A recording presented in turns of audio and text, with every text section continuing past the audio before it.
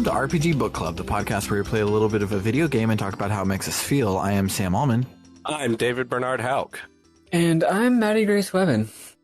And today we have a special bonus episode headed your way about Boots Quest DX, available for Steam. And on itch. Yep. And, wherever games are sold, as long as it says two places. Bernard, what is Boots Quest, and why are we talking about Boots Quest? Boots Quest is a game that someone we know made, Harrison Lemke, and I did a bit of playtesting for it before it came out, and I was like, this fucking rules, and we should talk about it on RPG Book Club. And Harrison was generous enough to give us some codes for it, so we were going to record this. I think we were going to record it on the day it came out, which was Black Friday 2022. It is currently 2023. Yeah, sorry. Scheduling things is that hard. was mostly my fault. Obviously, this is a bonus episode, so it's not like in line with the rest of them, but if you listen to the rest of them from around this time, you know that me, Maddie Grace Webben, had a bit of a rough one. Not just in a hard way, also just in like a busy way. So it was very, very hard to schedule this. Also defeats the point of getting review codes. We could have just bought the game.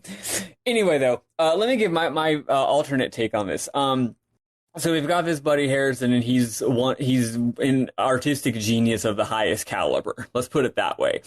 My man does all kinds of music. Like, I think he's got at least 4 different bands on Bandcamp, using the band loosely, doing different kinds of music. He has made music for video games. He under the name Brother Android has made music for Off the Dome, at least the game. What's it called? God damn it, Hero Core, which is a very cool game. Anyway, yeah, dude makes electronic music. Dude makes sad singer-songwriter guitar music, which is incredible. And dude does also has this project called Dragon Warrior, named after the game, obviously, but it's not chiptune. And I would conceptualize Boots Quest as part of the Dragon Warrior universe. It's Dragon Warrior. It's the game. It's a game based on the thing that the music is already about, you might say. You were going to say it's Dragon Warrior the game, but then you realized. Yeah, that would be confusing. Yes. My man also is a very good writer, specifically of, like, he's never written, like, prose, and Harrison, if you're listening to this, I'm embarrassing you, I'm sorry, but I'm not going to stop yelling about how you're a genius. As far as I know, he hasn't written, I mean, I have not read anything he's written that is, like, of a prose variety or whatever, but, if you go on his Bandcamps, all of his albums will have, like, you know, like, what you might call, like, ad copy, you know, like, this is my album and here's what it's about and why you should listen to it. And it's always like extremely well written and like deep and sometimes emotionally moving. And dude also does all of his own album art, and it's always really good album art. So he's even got visual skills. So yeah, dude's dope as hell. And now he's got this video game out. And yeah. He also wanted me to play test it. I said I would, and then didn't. Really sorry. really, really sorry. It's so it goes. Again, 2022 was a hell of a year for a lot of people, including myself. But on the other hand, it was nice to just play it once it was out. It was nice to play the full version of it, you know, and not get a peek behind the curtain, but just like see what my buddy made, like in its final form. That was also kind of cool, right? On the other hand, it's real nice when you play test something and say you should do this, and then you play the final game and you see that they did it, and you don't know if they were already planning on doing it because it was just an obvious idea, or if it's because of you. Yeah, me and Harrison did have that experience. One of his albums, I listened to an early version of it, and did actually contribute some actual ideas to the sequencing, and some of those ideas actually got used, which, yeah, like makes you feel like, wait, I'm an idiot. Why are you listening to me? But I'm not an idiot, and neither is Bernard, and most people aren't idiots, and most people have something to contribute, right? So anyway, yeah. Go on. Yeah, my relationship with Harrison is much lighter than the two of you's. Harrison was just my lab partner in college, and we had a project where we had to do a tic-tac-toe game complete with GUI and leaderboards and all this other stuff that we had to do. Oh, and make a tic-tac-toe game. I was like, you had to play tic-tac-toe? No, we had to make it from scratch. And for a game design class, I see. Yeah, and so we were using Dark GDK, which I don't even think is around anymore because it didn't work. And I was Dark GDK. I know it's just called that, but it's funny to me. It sounds like a very online thing to say. Very much. And so I stayed up for over 3 days straight trying to troubleshoot our code, and it wasn't working. And then it was due at like noon the next day, and Harrison just went in and made it just in the in CMD, like you can do basic color and stuff. And so just did a basic version built off my shitty code and saved the day at the last second. And then when we went up to like talk about like, oh, what did everyone do? Harrison came to my at bat and was like, none of the code on the screen that we're turning in, Sam has touched, but Sam has worked more on this project than anybody else. And and here's why, et cetera, et cetera. And so Harrison's always been a good dude in my book, and I've been thrilled to play this game. Yeah, he's a great dude. And we were we were pretty darn good buds for a while, and then I ruined our friendship by moving to another state. And that's a joke. I didn't ruin our friendship, but like you don't give up with your friends when you move halfway across the country, just naturally, right? Mm-hmm. But one more thing I was going to say, I forgot to say this. Sorry. This is like RPG Book Club lore. Okay. Remember Space Funeral? Mm-hmm. Harrison is the reason why we all played Space Funeral. Yep. Because it's one of his favorite games, and he told me about it, and then I told everyone I knew about it. So if you've listened to our very first ever bonus episode, that's part of this lore, all right? Also, I probably am not gonna... I don't think it's remotely incorrect to say there's a lot of Space Funeral DNA in this game.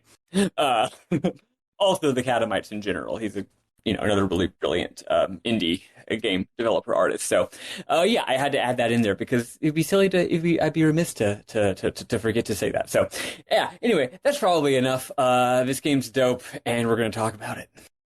Yeah, you brought up the number one answer because the theme of this section is why are we playing this game, and the number one answer is we've played almost every Space Funeral like out there already. So when a new good one that's made by a friend comes out, of course we have to. Yeah, and this one is different than the other ones in some very important ways.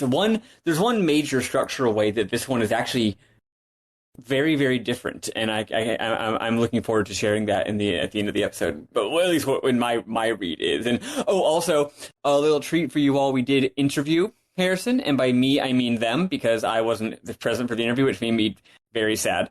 So I don't know what was said in the interview. So any of my commentary or insights are not going to have anything to do with the content of that interview. So that's kind of fun, at least. However, sorry, I had to miss it. Before we did the interview, you did submit a question for us. I did submit a question, and I'm very excited to hear what the answer was. The answer is scandalous. I'm very excited to hear that. I very much am. I have not heard the text of the recording of the interview at all, so I'm excited to listen to this episode once it's done. Yeah. So you may want to. We don't want to spoil the game for you because it's great and you should play it yourself. So you may want to stop the episode, go play the game, then listen to it. Like legitimately, we're not joking about this. The game costs how much on itch? Like $9.99 on Steam, at least. It's worth it. We don't support that whole race to the bottom price wise thing. The fact that the game doesn't take very long should not mean it costs $1. Okay, $10 is a very legitimate price for it. Stop the episode. It has our seal of approval. If you like any of us or think we're not complete idiots, take our advice, go buy the game, and come back. Dude, it's 30% off on itch right now. There we fucking go. Probably still will be because I'll probably edit and post this tomorrow. So nice. But let's pass it off to past Sam and past Bernard to hang out and talk with Harrison, and then we'll be right back.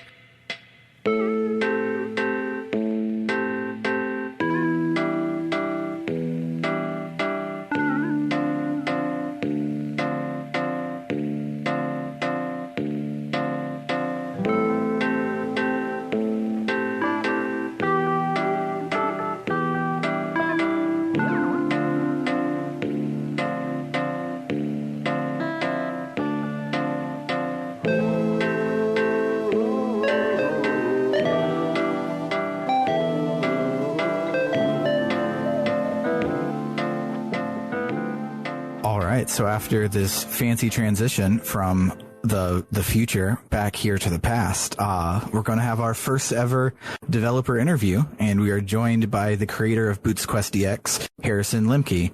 Go ahead and introduce yourself, Harrison. Hey, I'm Harrison. I made this video game. I have worked on video games a little bit for a long time, but this is kind of my first serious attempt at something that is semi full length and that a lot of people I hope will play. So yeah. Cool. And we should note Maddie Grace is not here for the interview because scheduling for 4 people is about 10 times as hard as scheduling for 3 people. Yes. And it's already really hard with Maddie's new promotion. So yes, we cut our losses. But we do have a very good question from her that I think we'll save for the end. Yes. I look forward to it. So I have some super basic questions. Just hit the ball rolling. Harrison, what was the first ever video game that you played that made you think, you know what, I can and should do this?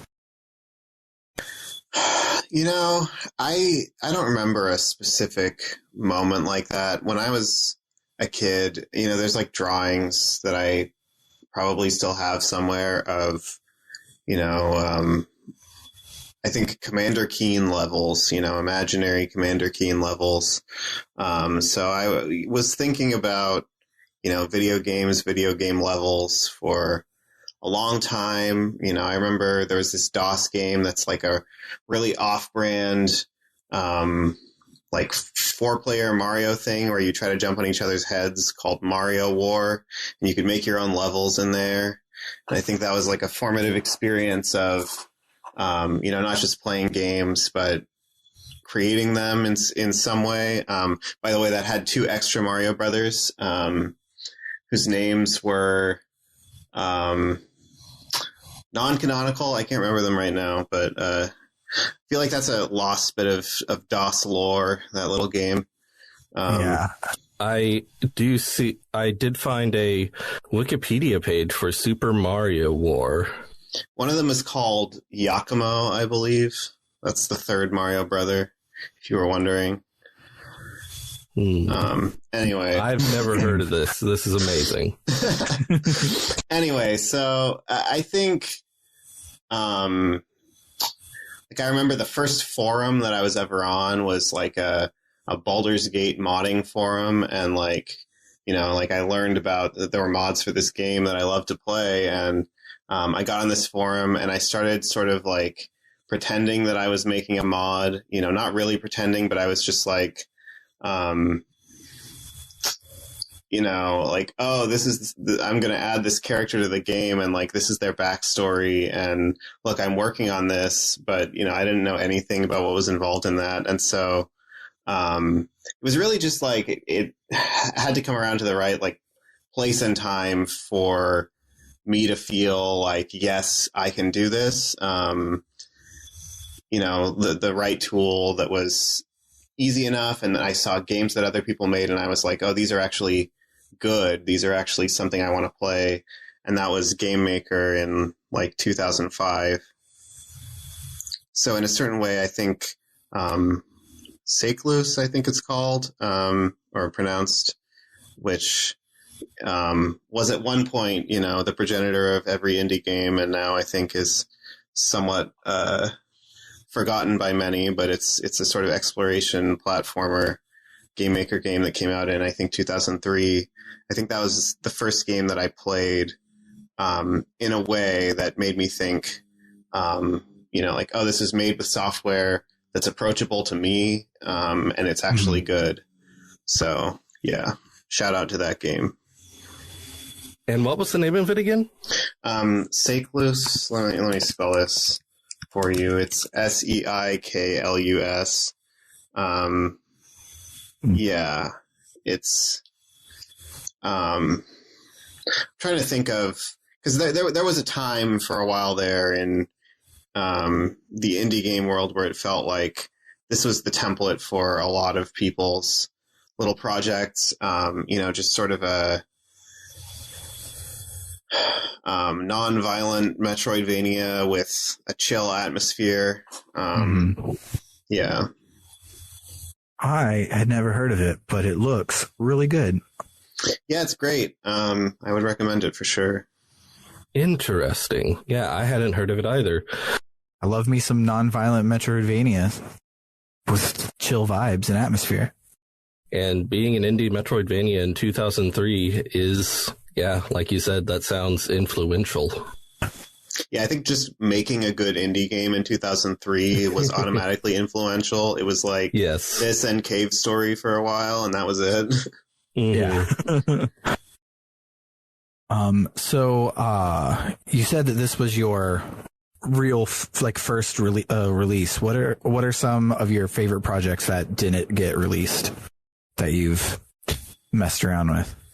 I don't know that I have favorites exactly because I made games when I was in high school. I worked on some stuff in college and then kind of fell off after that until about 2 years ago, when I guess a little bit more than 2 years ago, but it was actually like during the big winter storm that we had here in Texas. Bernard knows what I'm talking about. I don't know if you're still in Texas, Sam, but no, I'm not, but everyone I know is, so I know about the big storm. You don't get any winter storms where you are now, right? Yeah, we get them all the time, but we have infrastructure. So nice. Yeah. That's a good concept. They should investigate that. Yeah. Yeah, anyway, so I downloaded this app called Castle that it was actually worked on by someone who I know from kind of the game maker scene back in the day. And it's just like a very simple kind of no coding little game making app, I guess, that seemed like it was really perfect for making like a little game that was mostly text and very little gameplay.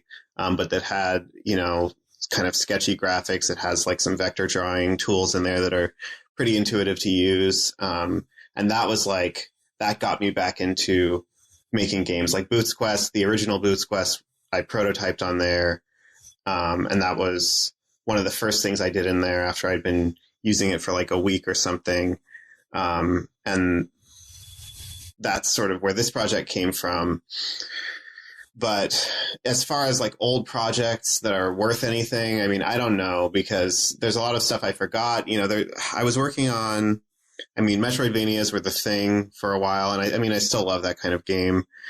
So I was working on a big, like, mechanical castle themed sort of Metroidvania / shoot 'em up, with kind of no gravity, free movement, and some sort of shmup-like mechanics. And that was, I think, my first experience trying to make a really big game and realizing the amount of forethought and follow-through that you need to have for that I did not have at that time. I couldn't decide what the plot was going to be. I just kept making this castle, bigger and bigger and more nonsensical. And so that project never really went anywhere. But, that's maybe, I don't know. That's kind of the biggest thing that I worked on before. Other than that, I made like little arcade games.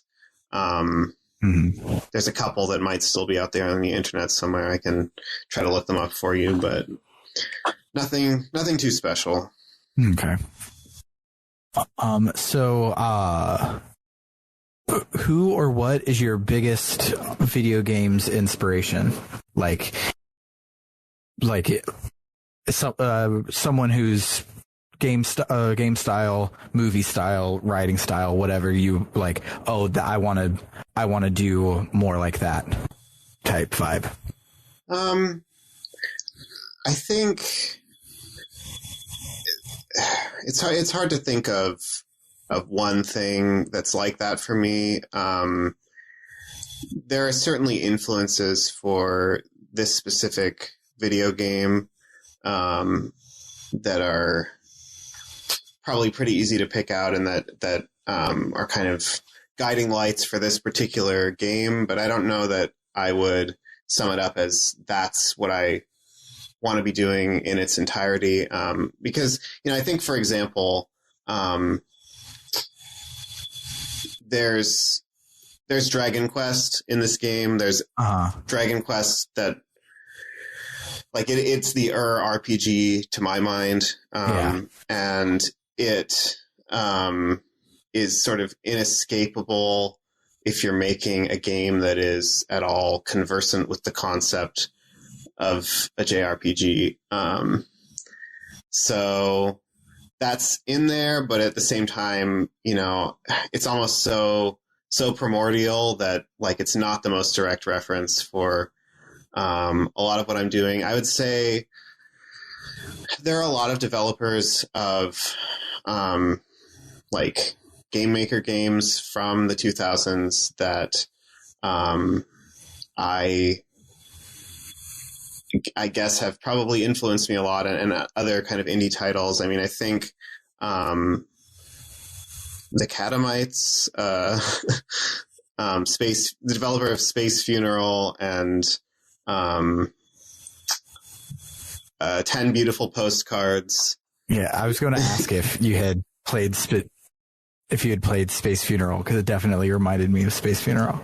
Yeah, so that's an example of someone who, I try not to crib too much from any particular person's work, but I would say, like, the soundtrack of Space Funeral was a light bulb moment for me in terms of what a game soundtrack could be like, and that it could encompass styles of music that I didn't think of as video game music, and that there were certain kind of hard to access moods that were kind of available through using unconventional music in a video game.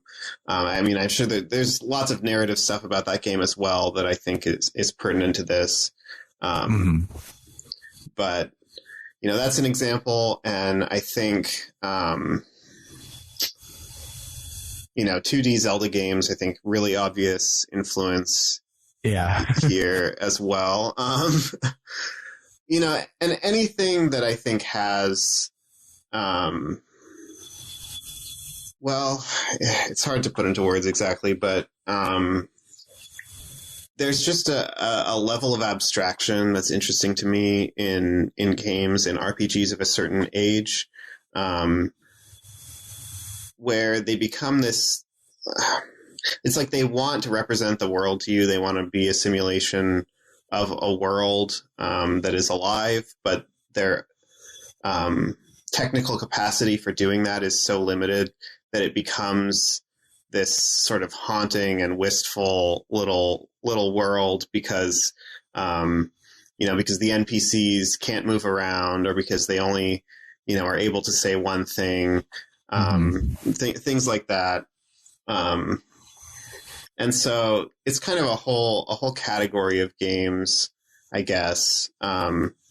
I mean, I think Earthbound is another game that is hard to escape the influence of if you've played it and if it speaks to you. I think there's some of that here. I really know what you mean with the haunting and wistful world, I think were the words you used. I totally get that.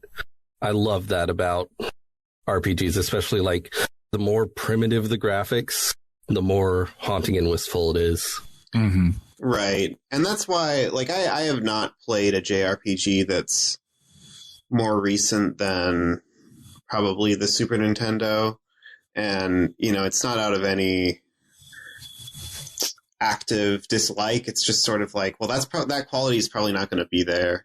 And that's what's most exciting to me about those games. You know, that's what motivated me through, you know, the grind of like Dragon Quest III. You know, it's like,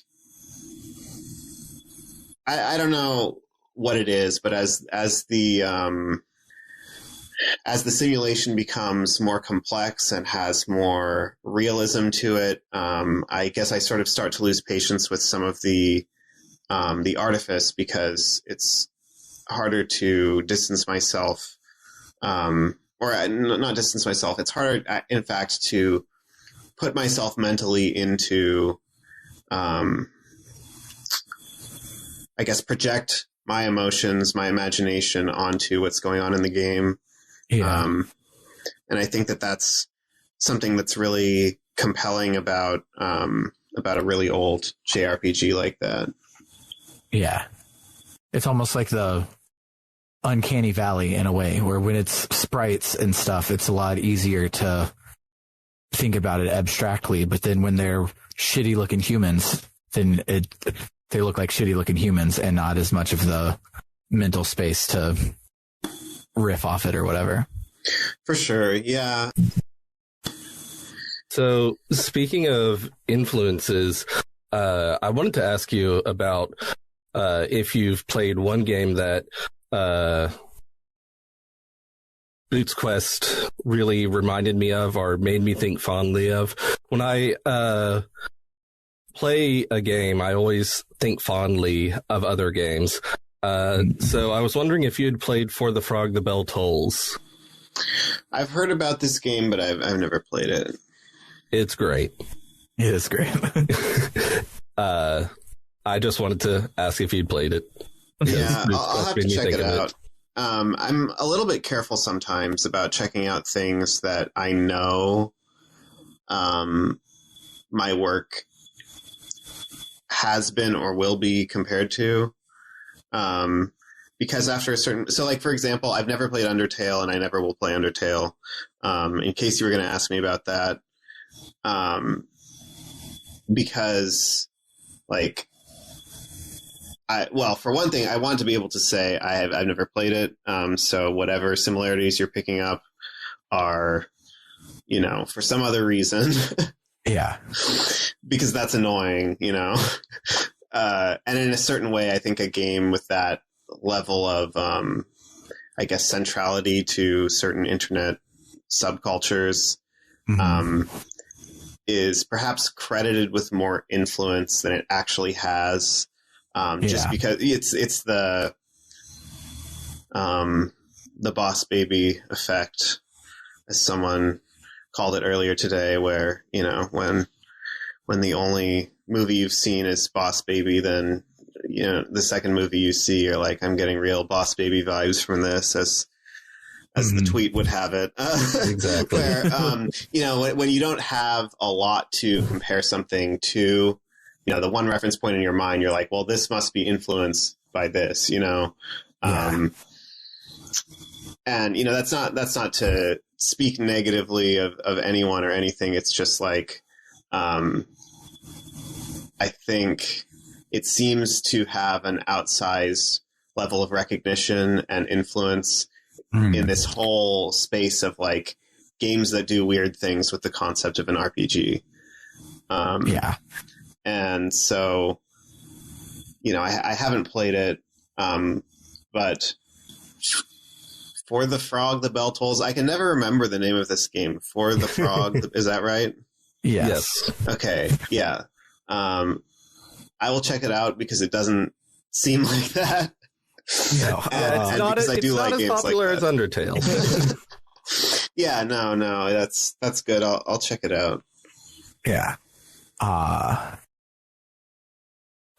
So more pertinent to Boots Quest, was there any like light bulb moment or like favorite part of developing Boots Quest, like a happy accident or just, oh, when I dropped in this music track, it made everything perfect, or anything like that you want to share?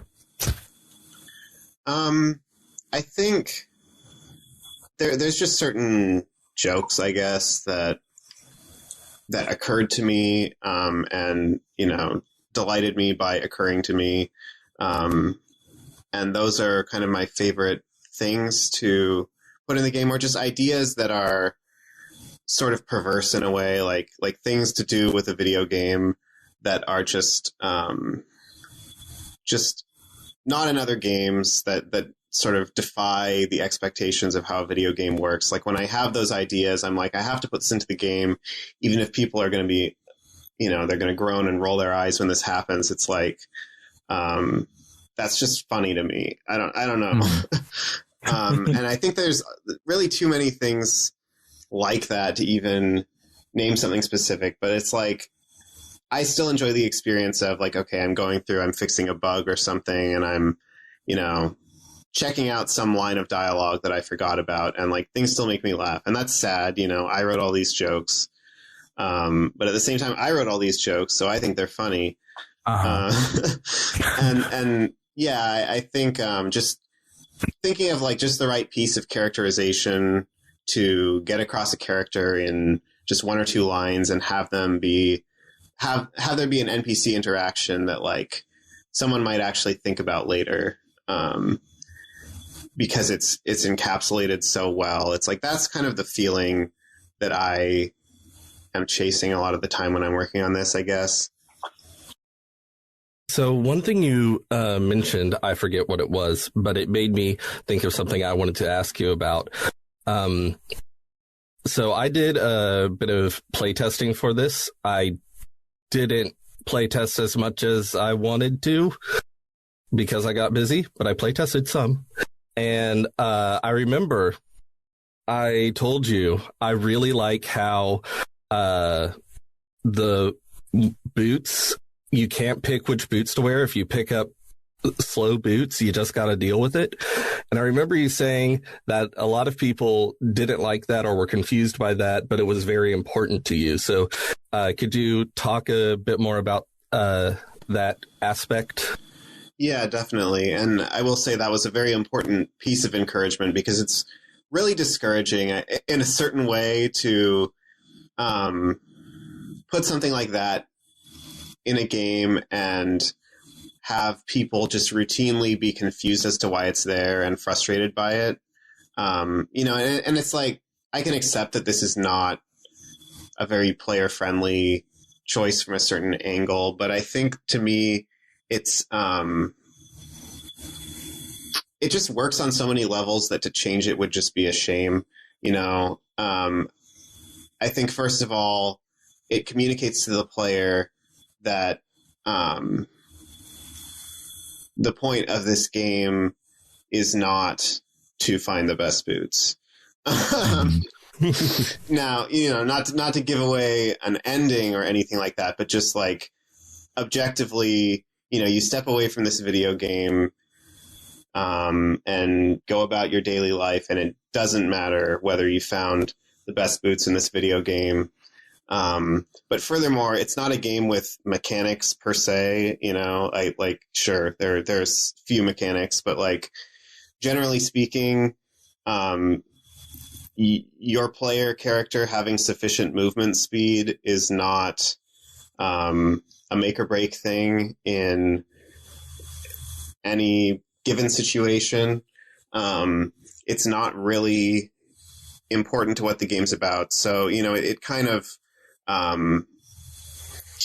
brings to the forefront the tension between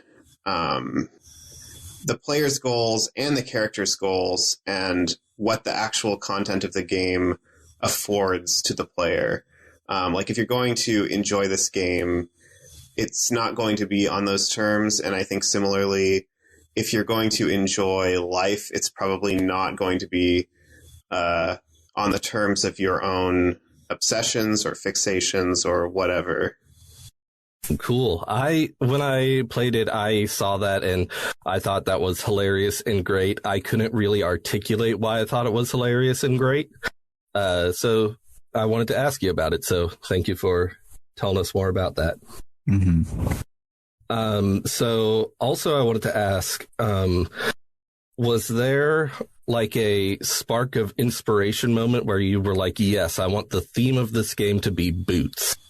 Or, you know, this is actually a very funny story because, you know, like I said, I was making some little prototypes in this app called Castle. And the first prototype I made was a little game called, I think it's called Ghost Meadow, where you play as this little ghost, and your grandfather, who's also a ghost, is asking you to bring him some money because he's broke. And so you go around this little meadow, you do a couple of like sort of very minimal challenges to find these items, and the entire game is just you pick up a few items that have funny text associated with them, and you bring them back, and you get, you know, sort of a funny and surprising ending, and that's it. You know, it's just a little adventure game that takes like 5 minutes to play, maybe. And you know, someone who played the game said to me that they really appreciated the game because it didn't require them to memorize the stats of 17 different types of boots or something along these lines. And then I was like, well, but that would actually be an interesting game if that was all there was, you know? And, you know, I turned around and in the next few days, I made the prototype of this game, which is Boots Quest minus the DX, technically, although due to platform changes, it is no longer available to be played. I'm going to try to fix it up sometime soon, but it's currently Lost dead. media. It's a lost game. all right, that's wonderful. Mm-hmm. I love that. So I have a really obnoxiously written question here. It's a normal question, but I wrote it in an obnoxious way. I'm eager to hear it. You wore a lot of different hats making this game. It was basically Hats Quest DX for you. What would you say was the most difficult hat you wore? That's, well, I would say that the most difficult hat that I wore and continue to wear is the hat of getting people to care about what you've made. I'm sure you and anyone listening to this who has tried to make things and put them on the internet knows that is not only just fundamentally an uphill battle in terms of it's most likely that any given overture that you make to anyone will be ignored. But also just that there's a tremendous emotional toll that can be associated with that if you can't kind of distance yourself from that feeling of, oh, this is probably a waste, what I'm doing right now. So, you know, and I don't know where that's going to go. Like, this is still a game that has not been played by very many people. I mean, I've gotten surprisingly positive responses, or surprising to me for something that I think, you know, it may have a lot of things, but it doesn't have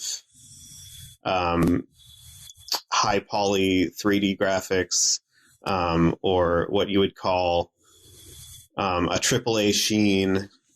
And in that sense, it's a challenge to market, I suppose you would say. But I will say, you know, in the past, I've made art of various kinds. I'm a musician,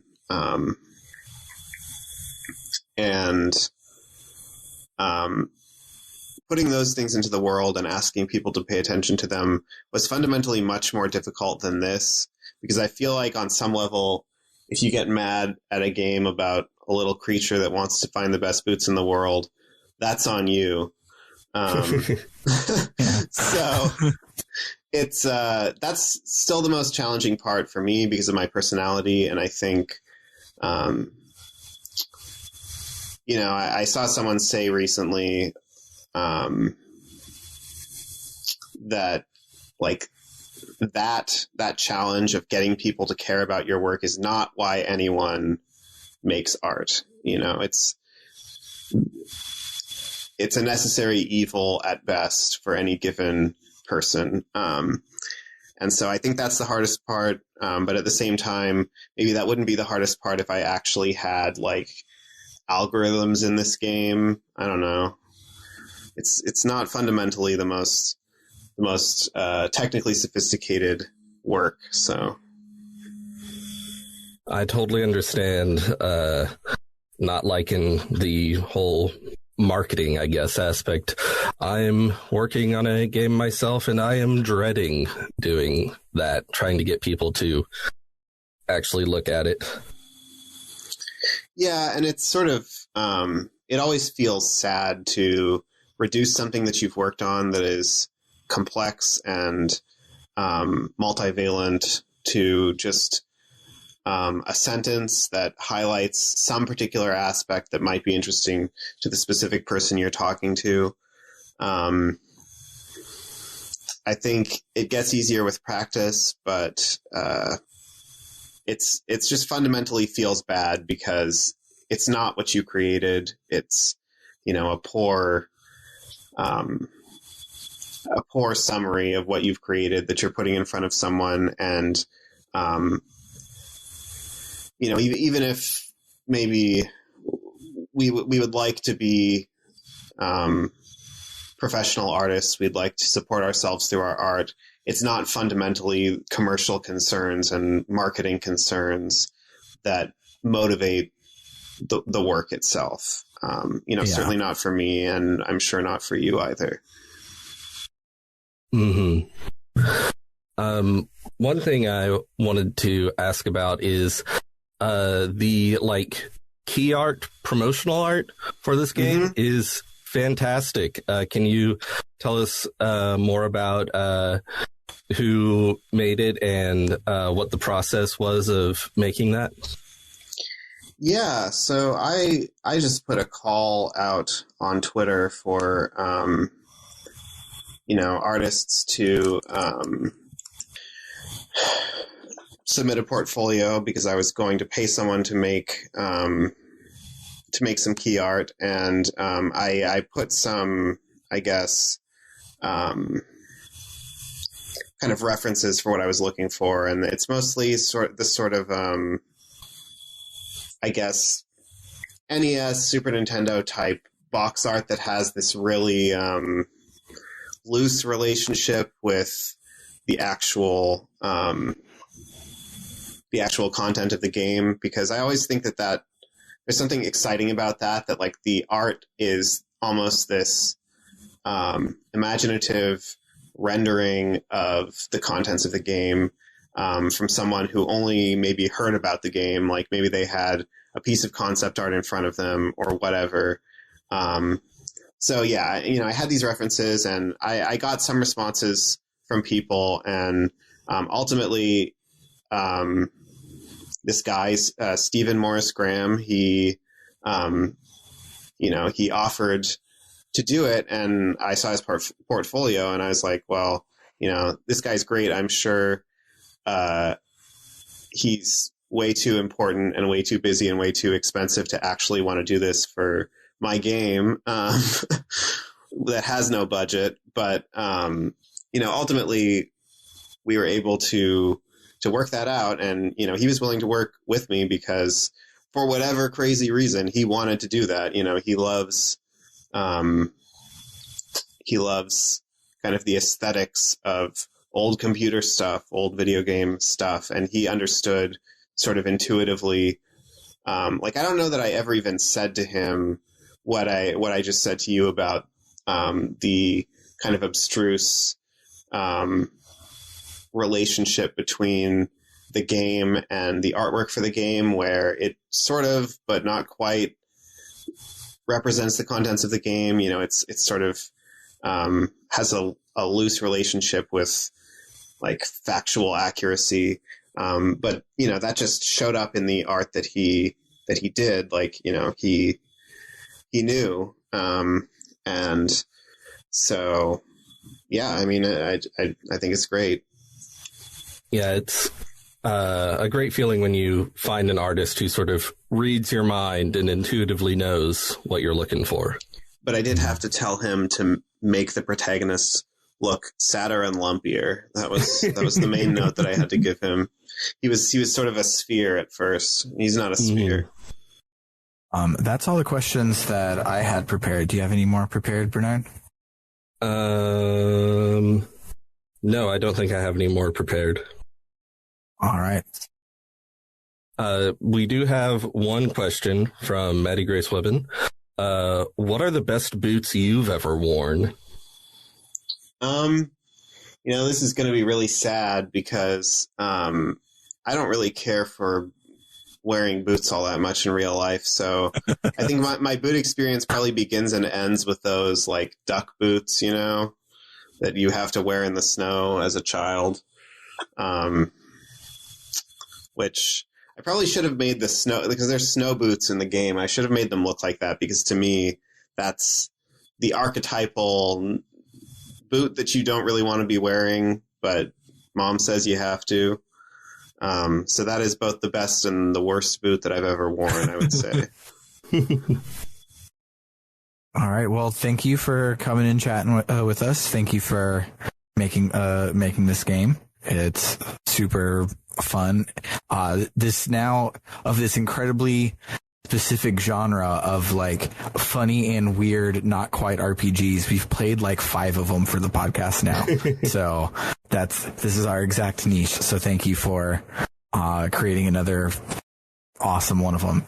And if people like Boots Quest and they liked listening to you, how can they find you on the web to pay attention to the cool stuff that you do? Yep. I am on Twitter until it becomes dead or impossible to use at HP Lemke. I am on itch as Discount Realms, which is the fake publisher that this game is released under. And I have several Bandcamp pages. The group that, I say group. The project that released the soundtrack for this game is called Dragon Warrior. I also release stuff under my own name, and I have released in the past chip music and electronic music as Brother Android. And those are the best ways to see what I'm doing. We're all just trying to figure out what we're doing after Twitter, aren't we? Pretty much, yeah. Well, yeah. Thanks again for coming and chatting with us. It was great. Yeah, thanks so much.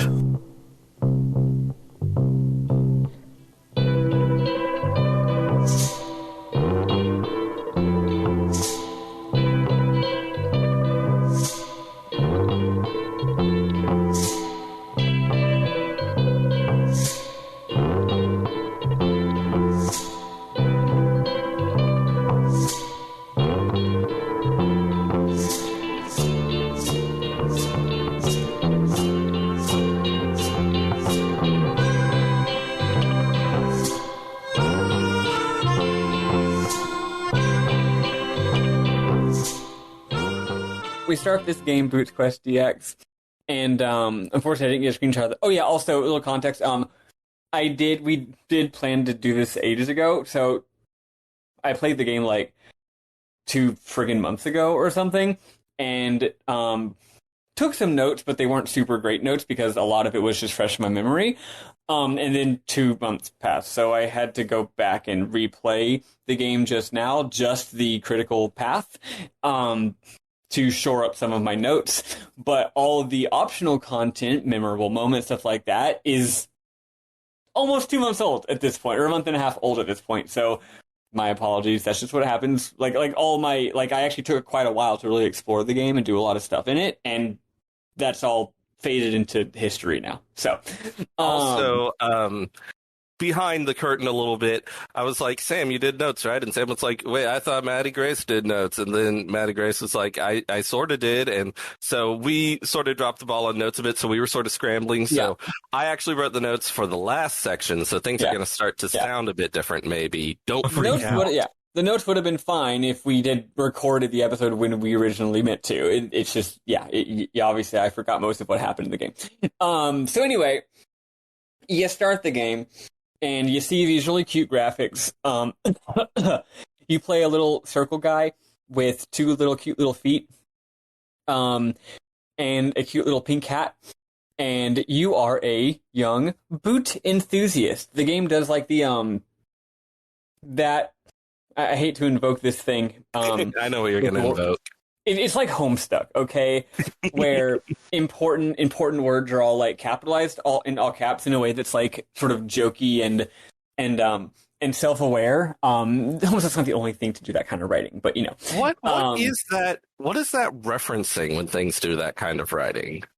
Well, Zelda games do it very notably. Anytime there's a key term, remember, like, characters' names will literally be like in red, or like the word Triforce will be like in yellow, or like important plot items will be like blue, you know? Or in recent games, they'll have some like weird little emoji looking thing of Mario's face next to the word Mario. Yeah. So that, but a lot of other games do it too, though. Yeah. So anyway, yeah. So you are a young, all caps, boot enthusiast. So that's what you are.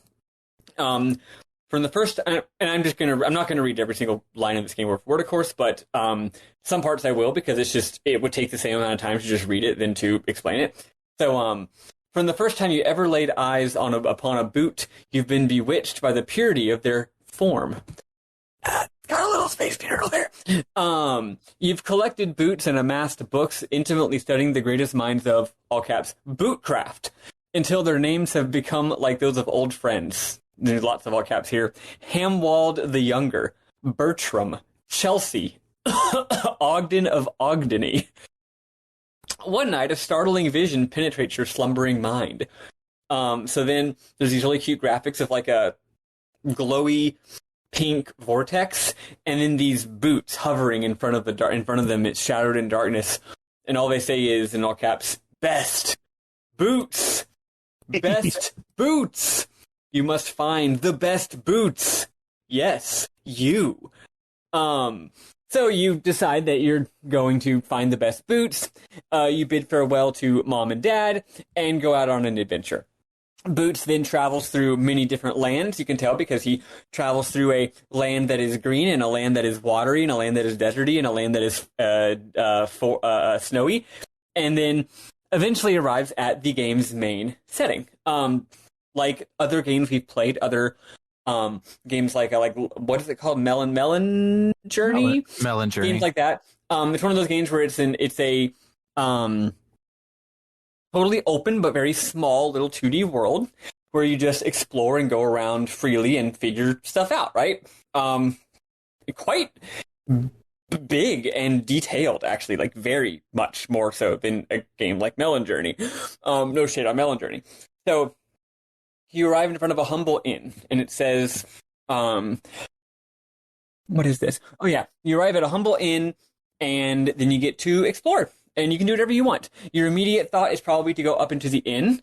Turns out there's no reason to, and you just get to explore. So there's an inn, there's a library, there's a whole snowy area to the west that has like some little shacks in it that feature some of my favorite dialogue in the game.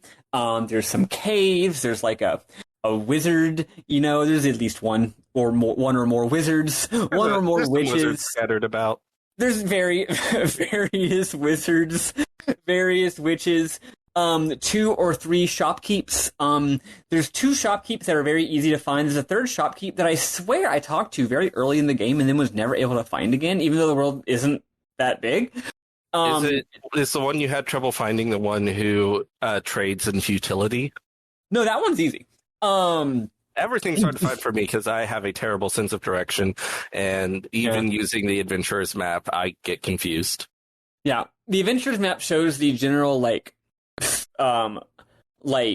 geographic layout of things, but it's not going to show where all the NPCs are. You have to remember that using your noggin. So anyway, you show up in front of the inn, and there's a few things right off the bat. You can go north to go into the inn, but also on the screen you see to your left, or also known as west, you see a little glowing icon that looks like some boots. And to your right, you see a little glowing icon that looks like an orange of some kind. And also to the south, you see a little letter thing. So if you want to grab them, you can. So you grab the boots, and I forget what kind of boots they are, but it turns out that this game has some really fun mechanics. This game, in the grand tradition of what I personally call the fake RPG genre, which means an RPG where Space Funeral is really an RPG. It has equipment and stats and battles, but it's just so easy and it doesn't fucking matter. So it's really just a weird narrative art game, even though it takes the form of an RPG.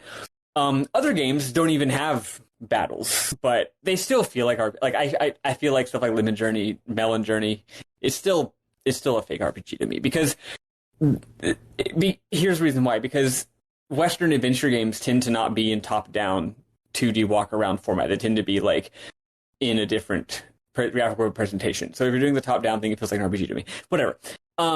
In the grand tradition of fake RPGs, these boots all have lots of stats. The stats are all fake. They don't matter. They're just a joke, except for one, which is speed. Some of the boots, you go faster, and some of them you go slower. So every time so what happens is you grab the boots, and again, for some reason, I did not get a screenshot of what those boots are. But there's all kinds of boots. There's dozens of boots. Yeah, dozens of pairs of boots, I should say.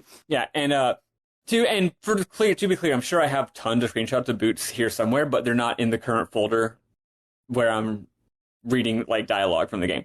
But to make it an example, there could be one that's spooky boots, and the stats might be speed. It might the flavor text might be these boots are actually make you scared and timid. So it might be speed is -2, and then it might be attack +1, defense +3. Spookiness +10, right? And again, the stats aren't real. But then once you get the boots, then the text says, better hold on to your boots. And that's the official name of the boots you start with. They're called your boots. This is actually an important plot thing. So your boots are called your boots. And you say, I should hold on to them. Mom wouldn't like it if you lost them. You can always change back into them from the inventory screen, if you really want. And that ... if you really want, I think is an interesting little textual thing, because it's showing the main character's feeling that his own original boots that his mom made for him aren't really very good. He's I guess if I wanted to wear my original boots, I could, but I'm trying to find the best boots here, man. Anyway, so the way the game's mechanic works is you can only have one pair of boots at a time. So if you're wearing spooky boots and later you find the mariner boots just replace the spooky boots. They don't go into an inventory. You can't wear them later. They're just gone forever. Although you may find speed +10 boots and you're zooming around and you love it, but if you find other boots, you got to wear those. Yeah, and what are you going to do? Not grab the new boots, even if you're currently wearing speed +10 boots? So you can always remove your boots and switch back into your boots at any time. So if you do get a really shitty boots that make you move super slow, you can just change back into your boots. So it's just fun. The whole game, you're constantly just cycling which boots you wear, and you're not putting thought into it. It's not an RPG mechanic thing. It's just flavor. It's fun. Every single boot has a dialogue box or two of flavor text and some stats, and it's a cute little joke. So that's one of the game's main mechanics, which is why I took so much time to explain it. The other main mechanic in the game that I think is literally never required for the critical path, is hats. So your other piece of equipment is hats. You can get all kinds of hats. Your original hat is a cute little green triangle. Looks so, I think, oh, I just thought about the fact that it's probably supposed to be kind of like Zelda, like Link from Legend of Zelda. But you can get all kinds, and these, unlike the boots, the hats actually do change your character's graphics, and it's super cute. I love it. You can wear, you can find the hat of a boat captain, which is one of my favorites. You can find a like sleepy little nightgown cap that's like a little, you know, like a little tassel-y thing, like the traditional like cartoon like sleepy time hat. You can find like one that's like an eye patch. You can find a hat that is simply like not having a hat. Or no, you can find ones that are hair. Eventually, you can find a permit that allows you to have no hat. Apparently, until that point, it's the law that everyone has to wear a hat. Anyway, and those do all stay in your inventory, and you can change between them at any time. Theoretically, those can be used for quest reasons. Like you might talk to someone with a certain hat, and it might change their line of dialogue. Very, very, very seldom did I find that some kind of quest could be accomplished using those, but as we might talk later, the optional side quests in this game are weirdly opaque, actually. Most of the side quests in this game I did not finish, and for various reasons, but it's like, you know, it's like, it's not like you do the obvious thing and then you're done. It's like, oh, these are like kind of, you gotta put some work into these puzzles.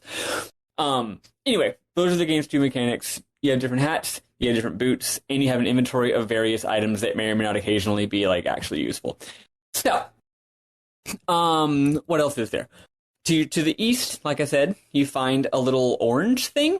You grab it, and it's a tangerine. They make clear that it is a tangerine, not an orange. And tangerines are the currency around these parts. People trade tangerines, so you got to find as many as you can. They're all over the place. You just grab them anytime you see them. And if you go north to the inn, you find a lovely, lovely interior of an inn with all kinds of cute characters. The innkeeper asks if you want a room, and you say yes, and the innkeeper says, okay, cool, that'll be 1 lemon, please. And you're like, I don't have any lemons, would you accept a tangerine? And they're like, no, I hate tangerines, I only accept lemons. Did y'all ever find a lemon? No. Cool. I do not believe there's a lemon. I'm imagining there probably is not a lemon, because it fits with this game's humor. Also, the fact that you can only sleep in certain spots, I think, is an important mechanical thing in this game. However, this game's also, like I said, actually kind of opaque and esoteric, so maybe there is a lemon somewhere. Like, that wouldn't surprise me. It would not surprise me if somewhere you can unlock a lemon and you use that lemon, and now you can sleep at the inn whenever you want, and that makes that part of the game easier. I think that would make sense as a thing to happen, but I don't know if it does, because this game is mysterious. Yeah, one of this game's biggest qualities is that, like, the game's world is actually legitimately quite big, and there's a lot of variables, and I definitely don't feel like I ever came close to, like, quote-unquote 100%ing it or something. And again, other games like Melon Party, it's like, by the time you're done with the game, you've seen about all there is to see. And this, there's just a lot, man. It's really cool. So anyway, the reason why I'm being a little bit weird about the way I explain this game is, this game has all kinds of characters, and they all tell you all kinds of things. And usually with these kind of games, there's super elaborate trade quests, right? Like, you talk to a guy who says, hey, bring me, I'm a bard, and I really want some new songs to sing. Can you go to the library? This is an actual quest, by the way. Can you go to the library and get me the Book of Bard song? They don't let me in the library. I got banned because of, like, the incident or something.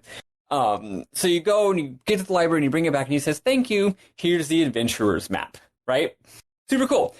So a lot of the quests, it's like Link's Awakening or whatever, where you're like, okay, this is all part of one giant chain of quests, right? Turns out, no. Turns out almost everything in this game is completely optional content. I hate even calling it content, but almost everything in this game is optional. This game only has a critical path that is actually very short and simple, and all these other characters that you can talk to don't at some point factor into it. It's not like Link's Awakening where it's like, oh, this item that I went on a big side quest to get, it turns out you do eventually need it. right? It's like, no, you don't actually. So with that out of the way, and because However, it is hard to tell what is important to the critical path. That's the thing. So one thing about this game that is interesting is, the critical path is actually very hard to find, and that's because 90% of the characters you talk to have nothing to do with it. So if you get lost and have no idea how to progress, and I hate doing this in games, but I did have to. I got lost. There is a fortune teller who will tell you what to do. Who will tell you, I'm going to predict your future and tell you where to go. I had to do this from time to time because I really was stumped. And it turns out that none of the NPCs I talked to had anything to do with the main quest, and I had to go do something else. Just like in real life, most of the people you talk to have nothing to do with your main quest. That's right. So I do want to mention that to give the listeners a bit of advice. If you're still listening and haven't played it for some reason, first of all, stop and go play it. But just do that if you need to. There's no shame in it, right? Just it's fine. So the first thing that you need to do, it turns out that's important, is there's a lot of places in the game you can't go. There's all these places where it seems like you should be able to jump. There's this cave where there's these rocks, and you can't jump over the rocks. Or I won't even say jump because that's already spoiling it. But the caves block, the rocks block you from progressing, right? And you're like, I feel like there's something in this cave. Or if you go outside, there's a little tree, and you're clearly it's chest high, right? And you can see an item on the other side, and you're like, if only I could get past that. Or you see this little boy, and he says, I lost my bouncy ball. I was just walking along, and suddenly it went flying behind those boxes. And there's these four big brown crates, and inside of the crates is a glowing bouncy ball. So clearly you have some mobility options here. And yes, this game does develop new mechanics. At some point you find some socks, and the socks let you push a button to do a little dash. So the game isn't just you walk around. Eventually you find out that if you go to one of the stores, you can buy for 10 tangerines some waders, as in Waders. And those allow you to, as it sounds, wade in shallow water. In the north of the world, there is a beach, and in that beach, there is some shallow water, and then farther than that is some deep water. There's other instances of shallow water as well. And so you're like, cool, I can go to the shallow water now. So you do some exploration, and in said shallow water, you find that there are some little wings. And I didn't get a screenshot, but the text is you found some little wings for some reason, and they cause you to constantly hover just a little bit, but only a little bit, an inch above the ground. And they also allow you to press the C button, or maybe the Z button, to jump. And when you jump, you do a little. The graphics are so cute. You do a little forward flippy thing. I love the jump. Also, you say the C button or the Z button, but don't be scared. It does have gamepad support. Yeah. I played it with usual ZXC, aka emulator style gameplay. If you grew up playing SNES games on an emulator, then you know that you use the numpad for movement, and A, Z, S, X, D, and C or something for the face buttons. So it controls like that. So anyway, you can dash while jumping or jump while dashing. It's actually pretty fun. Moving around in this game is quite fun. Although I did encounter a bug. Did y'all encounter the weird full screen bug? No. When I first started the game, I found out I went into full screen mode. My character, if I ever was moving left, my character moved up and down normal style. But if I hit left or right, he moved god awful slow. Oh. And then I tried Maybe to fix it. you had some funky boots. Yeah, I don't know. So anyway, I just went out of full screen, and then it was fine. So that's weird. Maybe it's just on Mac. Anyway, no longer a tech person, but I'm still finding bugs. Anyway, but these little wings allow you to jump around. And this really opens up your exploring. So, of course, if you're a decent human being, the first thing you do is go back to that boy who lost his bouncy ball. And you jump inside the boxes, and you get the ball, and he's super happy to have his ball back. And then he says, I don't have a reward for you. I'm just a kid. Which is duh, why would he have a reward for us? Kids don't have stuff. Yep.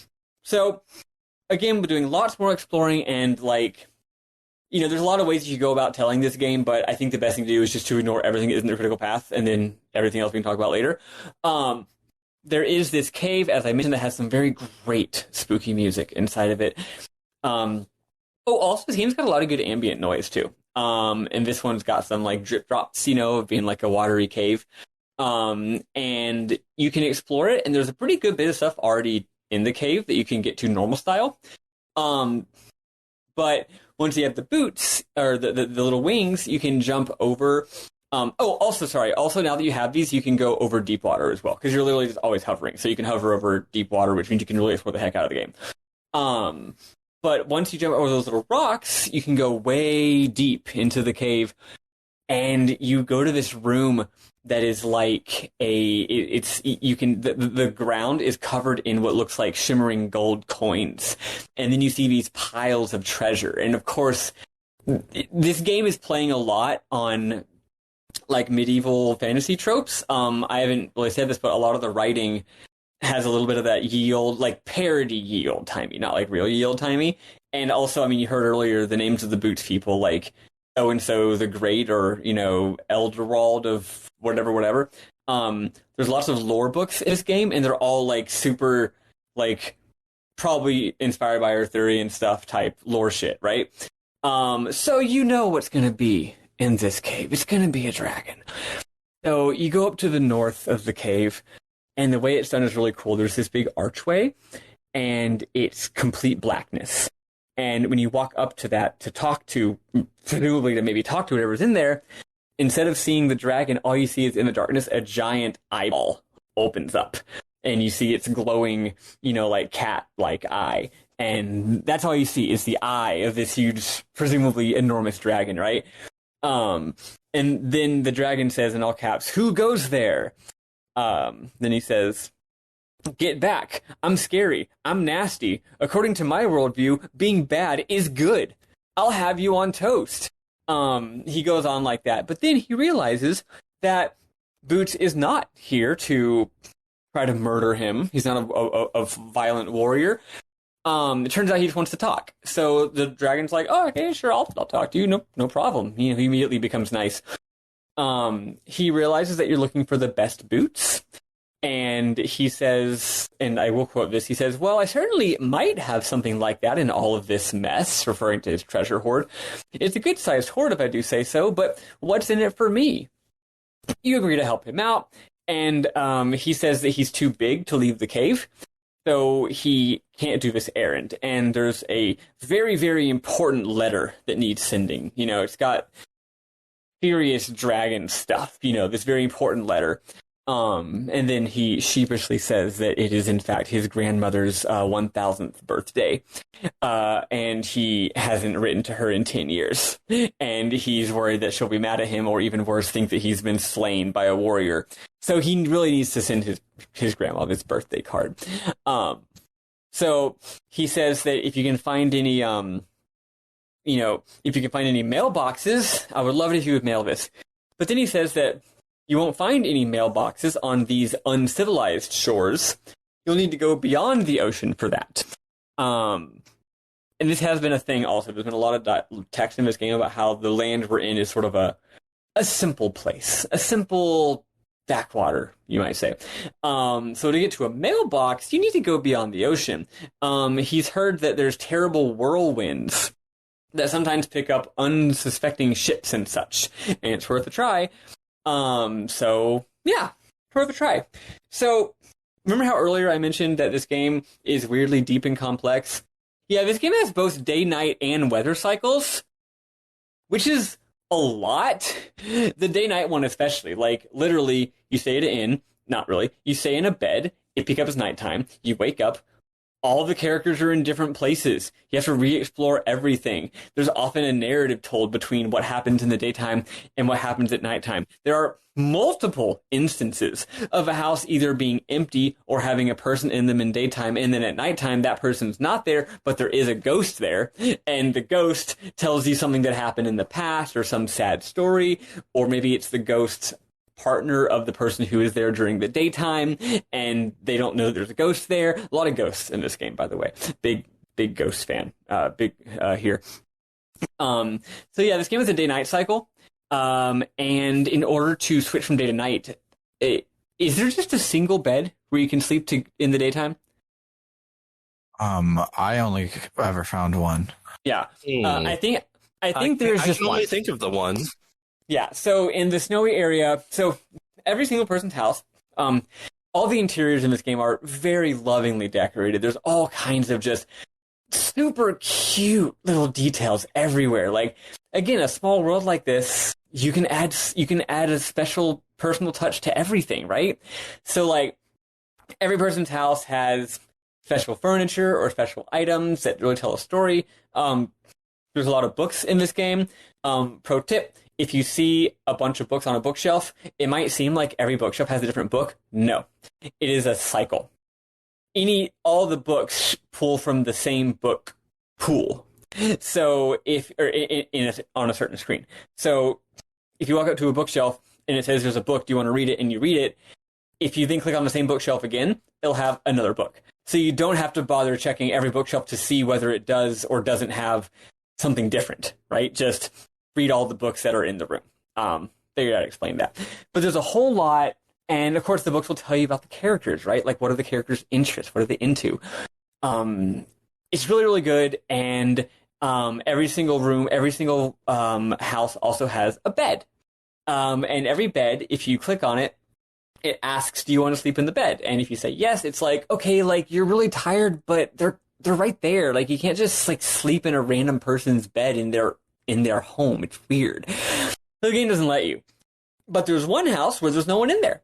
So, bada bing, bada boom, you sleep in their bed, and voila, it's nighttime. Also, once it becomes nighttime, there is now someone in the house, so you can't sleep in that bed again. To become daytime, there's a different house in the world you can sleep in to become daytime. So, that is how you do day-night cycles in this game. Did y'all ever sleep in the house belonging to the night guy? I think his name is like Strong Guy or something. No, what happens? I slept in there at night, and I woke up and he was there, and he said something like, "It's a terrible thing you've done."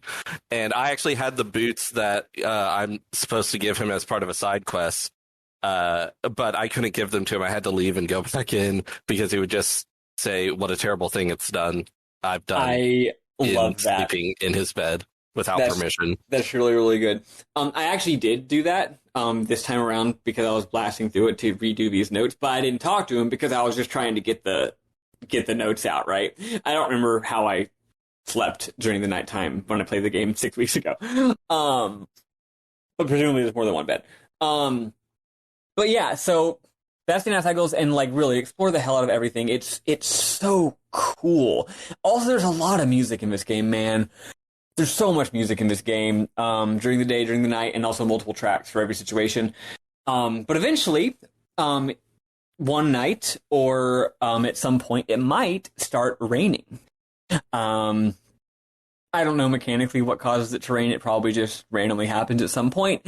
But once it is nighttime and raining, as the dragon said, you go in deep into the ocean and you find a big old whirligag type thing.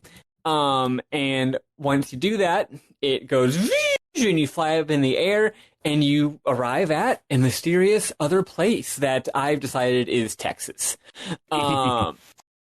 Anyway, yeah, and this place it seems sort of just like a sandy island area, and you find and the music is really good. I'm just gonna keep saying that the music's all really good.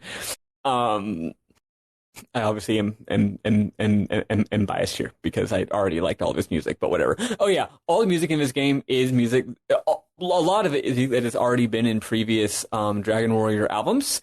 Though I think some of it's original, or some of it is new. I don't really remember. There's a lot of Dragon Warrior albums. I haven't listened to every single one, or if I have, I don't remember because most of it's like ambient noodling, right? So sometimes you forget if you've heard this particular ambient noodle before.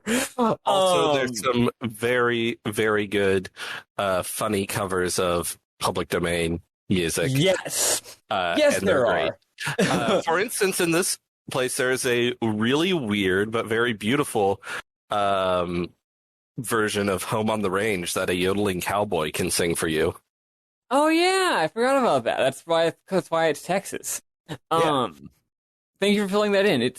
I really am annoying myself with how many parts of this game I like that I've forgotten. But anyway, if you find a little signpost, it says that if you go north, that you'll get to New Diamond City, the only city made of real diamonds, except for Old Diamond City. Also, east is the Black Wizard's Castle, the Eldritch Hedge Maze, and the gift shop. But you cannot, in fact, go either of those directions. This game does a really cute thing, like a lot of games do, where you just can't go. If you try to go outside the bounds of the game area, it's just like, no. And some games will do it in a really dumb way. Characters will just be like, I don't see any reason to go that way, or, oh, I don't know what's over there. Or like in Wind Waker, it'll be like violent winds blow you back, right? In this, every single screen has a unique line of dialogue about why you don't go in that direction. Usually has something to do with you don't feel like going that way will get you any boots, or you want to go that way, but it's all very watery and you feel like you've seen enough water today. Stuff like that. It's all very charming and cute. So anyway, you're in Texas, and you find a post box, literally just standing there, just like a mail drop box. It looks like the kind that we have in real life. Oh yeah, also, when you first get there, you find some boots, and those boots are advanced boots. These boots are clearly a product of an incomprehensibly advanced civilization, they light up when you walk. So we're in this very advanced place. They have things like light up boots. They have things like a mail system. I do want to note that one of the stats for the light up boots is negative stealth. It's stealth -5 or something. That's really good. So you go up to the post box, and you're in awe of this post box. Wondrous thing is the text. Its inner workings defy comprehension. Oh, but there's an inscription. It says, mail collected Tuesdays and Fridays. Place addressed in sealed mail in the slot. You drop the dragon's letter in the post box. It feels good to slide it into the slot and hear it land in the box's metal guts with an almost imperceptible papery thud. One could get used to this sort of thing. And there's a text I didn't get where it's just like, could it be so simple? Could you simply put the mail into the slot? Yeah, this whole section is really great. Also, there's a dog nearby, and if you talk to him, he simply says, I am waiting for the mailman so that I can attack him. Which, yeah, there you go. So you did the dragon's quest. You did the dragon's quest. You mailed the letter. You also find a postcard. That's just a collectible. This game has a lot of collectibles. Some of them are used for quests. Some of them I think probably aren't and are just there. Again, it's a very, very rich game, full of details and interest.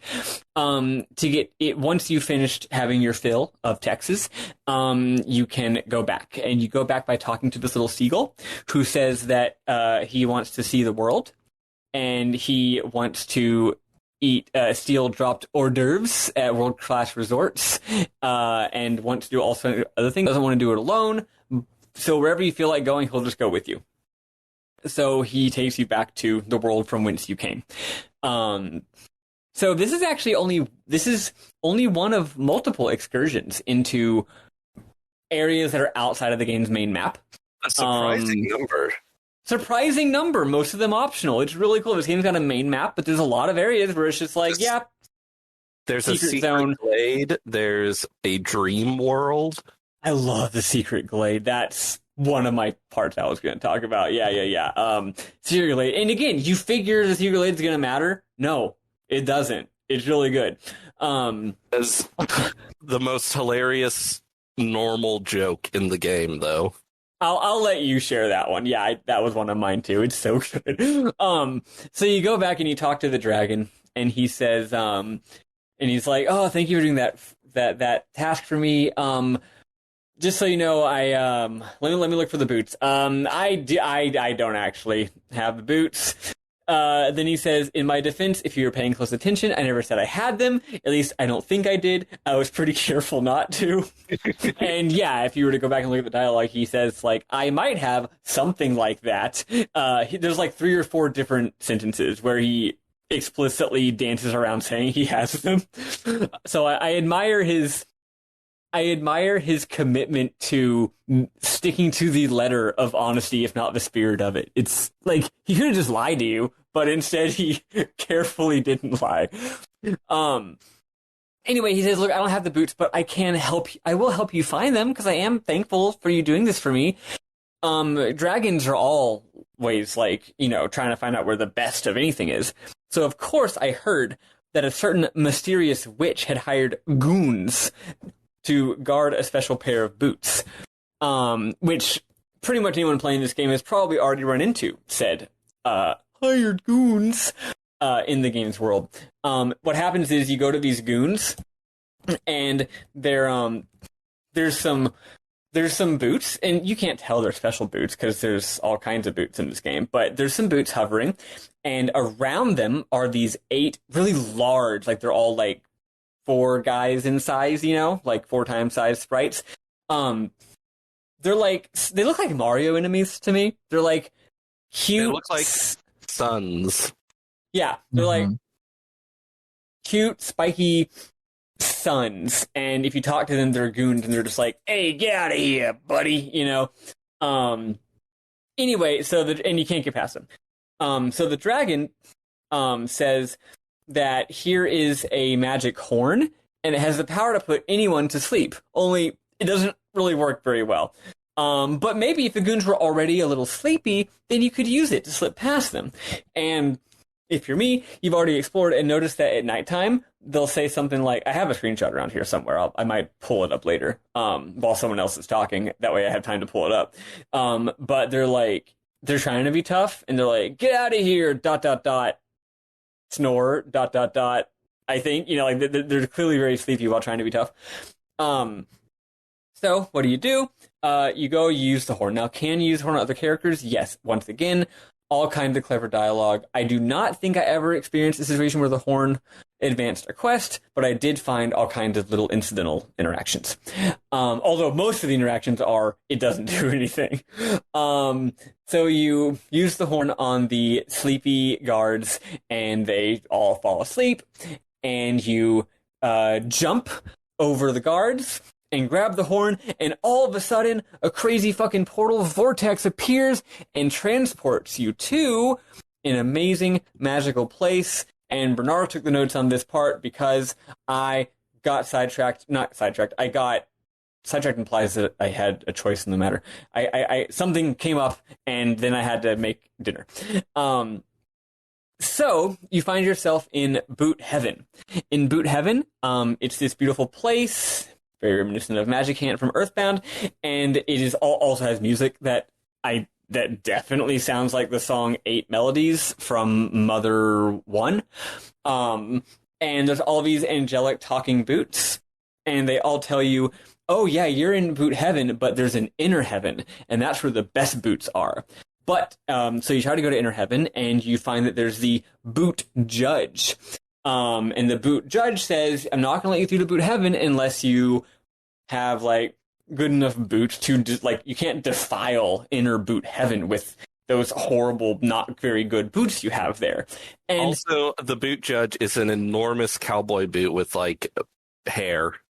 It's great. He's very good. Also, my opinion, once you get... Okay, so the whole game, there's a little bit of a undercurrent of unease. Not very strong. This isn't one of those, oh, what if a lighthearted thing was actually fucked up? It's it's very subtle. But there's these constant dialogue about how your character doesn't care about anything but boots, right? You'll find something, and he'll be like, this doesn't seem to have... He'll be reading a book, and it'll be like, this book seems interesting, but it doesn't have anything to do with boots, so you put it back. Also, a running gag is that you constantly are finding weapons flying around, incredible swords and maces, and the game doesn't have combat, so you grab... It's like you grabbed a dire sword of killing That's awful. How dreadful. Why would you need something like that? And you throw it away. But anyway, yeah, there's this little bit of an undercurrent of your character not really caring about anything but boots. Once you get to boot heaven, I think that the undercurrent gets a little bit stronger. Yeah, you love boots. Yeah, this is boot heaven. But still, the degree to which all the boots that boot angels in boot heaven only care about boots is just a little odd, actually. Almost seems like these angelic, maybe, like platonic, pure beings don't necessarily care so much about Earth, the people who live on it, human emotions, love, suffering, death, pain. They're just all about the glory of boots. And why would anything else really matter? Like, who cares? Like, we're just kind of going to turn up our nose at anything that isn't boots. So anyway, while you're here, you find an innumerable mountain of tangerines. Nice. Eventually you go to the Hall of Junk. And in the Hall of Junk, you find what it sounds like, various items that are all junk, but you also find some of your own things. And again, the game very clearly explains these things are junk. They're totally worthless. They don't matter. You might as well just fucking burn them up. This just doesn't even matter. Including your old favorite socks, which allow you to do an unimaginable amount of dashing. And actually, I'm going to look through my screenshots here because I'll share it later. But yeah, there's a lot going on with the junk pile. Basically, it's stuff that's supposed to be emotionally important to you, and the game's just saying that it's all junk. So you by using the crazy new dash, you jump across this huge void. It actually has some real ass platforming, and you go to the Hall of Wonders. Or as Bernard says, more like the Hall of Plunders, because you steal some pure boots. When you get the pure boots, the boot judge, he says that your boots are amazing and lets you into Inner Heaven. You approach the castle in Inner Heaven, and you feel a chill of foreboding, like you might not have a chance to turn back once you're inside. You step inside the entrance chamber, and a big heavy door swings shut behind you. In the next chamber, you find the super boots of ultra speed. But all of a sudden, you don't feel right. As a matter of fact, you've begun vibrating with an astonishing intensity. Have you gone too far this time? Then we get everyone, and I believe specifically Sam's favorite Pokemon trope, the ice sliding puzzle. Yeah. This is a pretty hard ice sliding puzzle. I had trouble with it. I don't know. I just sort of slid around, and eventually I got it. Maybe I was thinking too hard, because I always think very hard, like, because you got to reverse engineer, like, okay, if I want to be there, I have to first be there, then I got to be there, but, oh shit, how do I do that? It took me a while, but maybe I'm just stupid. Anyway, once you pass the ice puzzle, you zoom right into the Lordly Boots. Oh, to be clear, it's not actually ice, you're just going too fast. Oh yeah, I should have explained that. You can't stop it. Unless you hit something because your boots are too fast. Yeah, exactly. Which was a joke in your writing. Brackets ice puzzle because I didn't want to actually write what the deal is. yeah, because the super boots of ultra speed are literally so fast you can't control yourself. But then you get the Lordly boots, and those let you move more normal. But also your favorite socks were a burn up. So now you're moving. You're still moving pretty fast, but your movement mechanics are regular again. The third chamber is full of untold riches. On the way out, you pick up the Kingly boots. They're the most splendid boots you've ever worn and the heaviest. You're super slow now. So then you go through the next chamber, which is very mysterious and very foreboding. You sort of go around maze-like a little bit, and it's lots of ambient sound, and at the end of this long pier, you find the spiritual boots. You put them on, and it doesn't feel like you're wearing anything at all. Your ennui goes back to normal, and your worldliness gets a little better. Then you get to a long staircase. As you go up the long staircase, suddenly your tangerines spill from wherever you keep them, and they tumble into darkness. Then all of your hats vanish. Then all of your items vanish. Then all of your Pegasus wings vanish. Wait, sorry. Then your one amount of Pegasus wings. All two of the Pegasus. Well, I guess right. There'd probably be four. There's probably two on each boot. Yeah, your Pegasus All wings of them, vanish. anyway. You continue up the stairs. At the zenith, you see a pair of boots. You get the best boots. But what the heck? You know these boots. You know them anywhere. They're your boots. Your crummy, old, beat-up, humdrum boots. The ones you've had from the beginning. Those of us with knowledge of tropes probably saw this coming. Up until this point, the game was following the arc I probably imagined it was going to take. Although getting actually less fucked up than I thought. And then it gets to the ending, which is really special, actually. And it makes it different than what I thought it was going to be. So you start floating in the air, and a face appears in the heavens. And the face says, "Here you are at last. Oh dear, don't be afraid, little one. I may seem to you to be a goddess, but I'm nothing so great. I'm a guardian to foolish little creatures who think they know what they want. Indeed, it's I who called you here, and I've been with you all along. So you found the best boots, not what you were hoping for." And then she apologizes and says that she's sorry, and she says that she's to blame. But it was the only thing that could be done in a case like yours. She asks you, "Do you even remember what a pair of boots is for?" And you answer, your options are to awe the world with majesty, to be contemplated in the mysteries of their form, to give mortals something to strive after, or, after all, what do we mean by a boot? Is it mere footwear, or the entire process by which the boot has come to be understood in society? That's a direct reference to the Catamites, by the way. At least either consciously or subconsciously. I laughed my ass off when I got to that part. Or you can say, I don't know. I don't know what a boot is really for. What did you pick here? I don't remember what I picked the first time, but at least this time I definitely picked I don't know. Yeah, I picked I don't know. Let's see. I'm looking back to the screenshots I took when I played this game the first time, and I didn't screenshot what I picked. So anyway, what she then says is, she goes, "Oh, wise answer, ... And then she says, "A pair of boots is a fine enough thing for a pair of feet. But look at yourself. You're more than feet. What of your head? What of your heart? For those things, boots can't do much more but take them different places. Are you beginning to understand? Oh, don't look so sad. You did what you set out to do. That's something. Only now what?"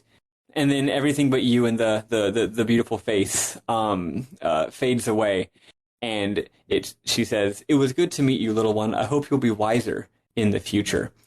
And it fades, and you fall all the way back down into your original home. And the dialogue box says, "Well, now what?" And then it says, "It looks like someone is cooking dinner downstairs." And that's the end of the game. That's Boots Quest. And yeah, you went on a journey, and you found out that all along what you're looking for was friends you made along the way, right? Kind of. But did y'all feel that it actually had a bit of an unsettling end? Yes, I feel like it's not so much the best boots or the friends you made along the way, so much that as was kind of a joke. the best boots. You can't have the best boots. Yeah, the conversation with the goddess really moved me, actually, because I thought it was going to be a lesson you learn for yourself, you know? Because that's how these stories usually go. Like, you find out that there's no such thing as the best boots. The best boots are the boots that you care about, basically. Boots are what you make of them, and you learn a valuable life lesson, and you go home. But having this guardian, explain the entire point to you makes it so much more gentle, but also heavier in a way. Like, she's telling you, like, you didn't need to go on this journey and learn this lesson. You were deeply misguided in your desiring these boots above everything else. And you need to stop, almost. And when you land, it's not like, now that you've learned a valuable lesson, you can then go on with your life. It literally says, now what? Right? And the game doesn't say now what. You're left tentative. And it's, I don't know, man, this game took a turn from very traditional story of person going on an adventure to find out that what they really needed was something spiritual instead of something physical, and then learning that lesson, it went from that to something I think a lot more realistic to human life, I guess. And it took that turn in like 10 minutes, right? Like the last 5 or 10 minutes of the whole game. Yeah, I don't have too much more to say about it at this moment. Although, again, I think bringing in a lot of the side quests and our memorable moments will probably shed some more light on this actually very surprisingly emotional. Okay, not surprisingly, unexpectedly emotionally textured final 5 minutes of video game. So let's listen to another track. The one we're going to listen to specifically is the one called The Runic Sentence, which is track 21 from the OST, and I'll tell y'all why we're listening to that one in a second, while we do our memorable moments.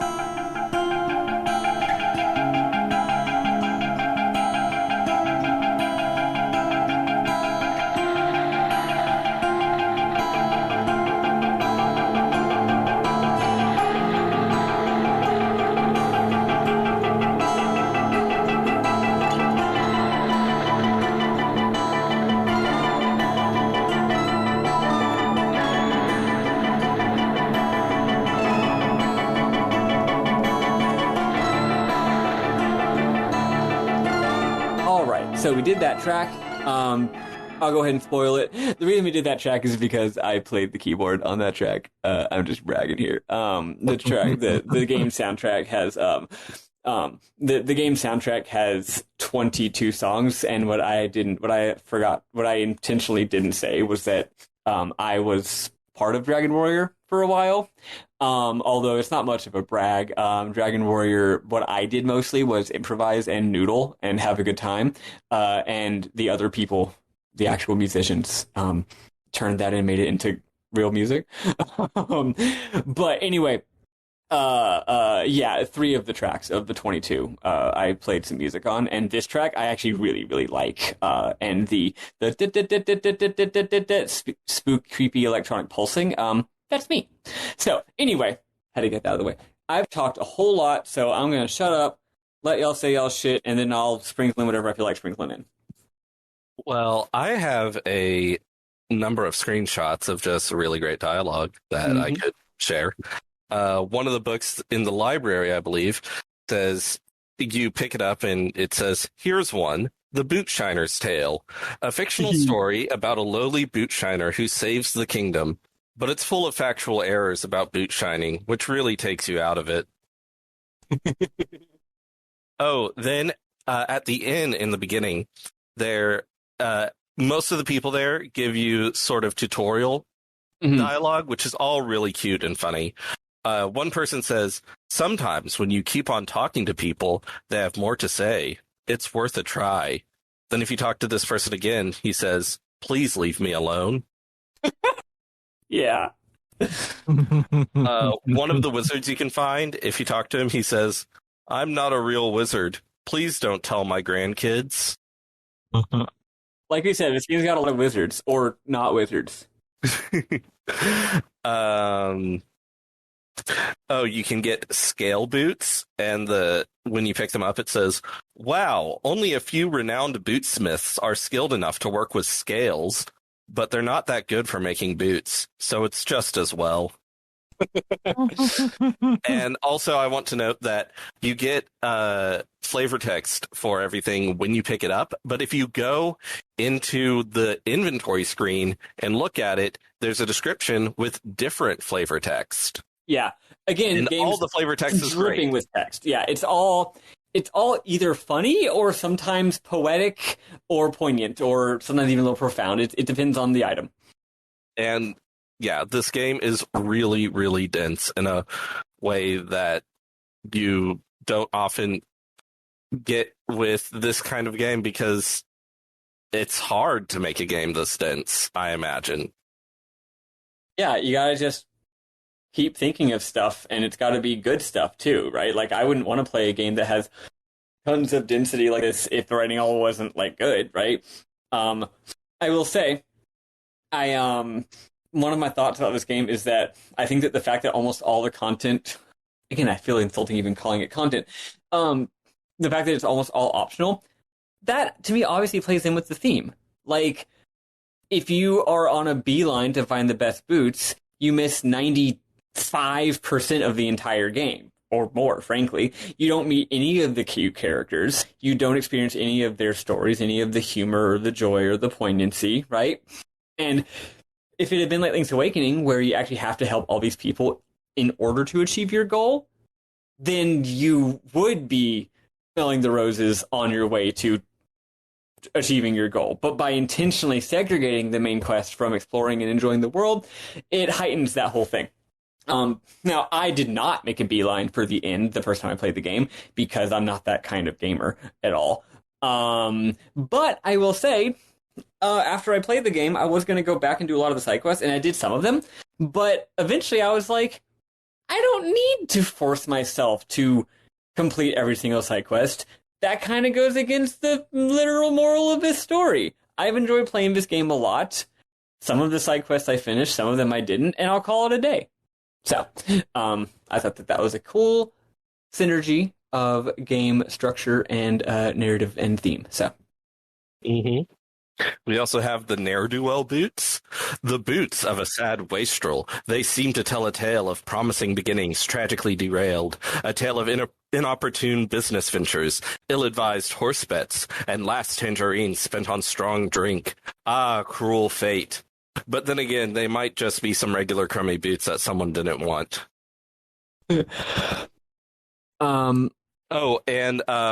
You mentioned how this sort of plays with medieval sort of Dragon Warrior 1, specifically Dragon Warrior 1, not Dragon Quest 1, ideas. And there's someone wearing like an old medieval princess hat, you know, the cone with like tassels on it. And she says, "Oh, how I wish I'd been born in the good old days. You know, dragons and knights and wizards and that sort of stuff." Then if you've met the dragon, she says, "What's that? You say you've met a dragon? Well, I'm sure it was hardly the right sort of dragon." Then if you've met the knight I mentioned earlier, she says, "Oh, you mean to say you've met a knight too? But I doubt it was a very brave one." Then if you've met one of the wizards, she says, "You've met a wizard too? Well, sure, but I bet he only knows the new magic." That's really good. I didn't talk to her after all those things. I love it. I think that's all the screenshots I have. So there's a couple houses that let you fast travel. There will be a secret passageway in the back so you can get across. One of them is this little guy whose house literally only has a bed in it. And he goes, "It's not much, but it's home." And if you go through his secret passageway to the other guy, it's a rich guy. Like you even get a bureaucrat's hat from being in there. And he has gold and everything over there. And he goes, "It's not home, but it's much." Yeah. Another very good normal joke. Yeah. Yeah. So when you're in the boot heaven, you go to the junk pile. Boy, there's a lot of good stuff. First of all, when you're in boot heaven, one of the hats you can find makes your character sprite glitch the fuck out and look horrible and upsetting. Which I then had it equipped for most of the rest of the game because I felt like it was apropos. It's really good. But anyway, yeah, when you go to the Hollow Junk, let's see, you find a detective's favorite bird statue. It's the bird statue all detectives know to look for. Unfortunately, you're not a detective. My favorite, though, obviously my favorite one, is this one. Found albino whale figurine. This could be an object of totalizing significance to the right person. It's really quite beguiling. Indeed, in surveying its features, you find yourself momentarily entranced. Consider, for example, the mathematical symmetry of its massive head, to say nothing of its lashless eye, which you would fancy to be a young colt's eye, so out of all proportion it is to the magnitude of its head. Well, that's not as much entrancement as you have time for. And that is a verbatim quote from Moby Dick that made me laugh my pants off. But yeah, the also in the junk pile is literally the boots that your dad used to wear to work every single day, which is amazing. And also they're made in a factory, and it just talks about how the soles are peeling away. The condition's unwearable. There's nothing desirable about them, but the sight of them puts a lump in your throat, and you can't throw them away. That I really like that for a lot of reasons. Hell, it made me think about my own work boots. I had to stop wearing my work boots because they were so incredibly falling apart. I do still wear them not to work because they look cool. So I'll wear them to look good at like a social function because the fact they're falling apart doesn't matter. But I can't wear them to actual work. But yeah, no, something being worn and having humanity imbued into it via its, use value, like that's meaningful, So the boot having people just fucking throw it away, right? One of the things you find is literally a smell that gives you like, it's a whiff of mom's perfume and it fills you with like nostalgia and ennui. It's very good. And then again, your favorite socks, which are actually necessary. Oh, that reminds me of another one of my favorites is throughout the world, you keep finding these different potions, like a red potion and a black potion, things like that. I only found red and blue. When you find them, you're like, no, this is cool and all, but like blue one's my favorite, so I'm not even going to drink this, and it doesn't do anything. Then you eventually find the blue one, and it's like, hell yeah, finally a blue potion.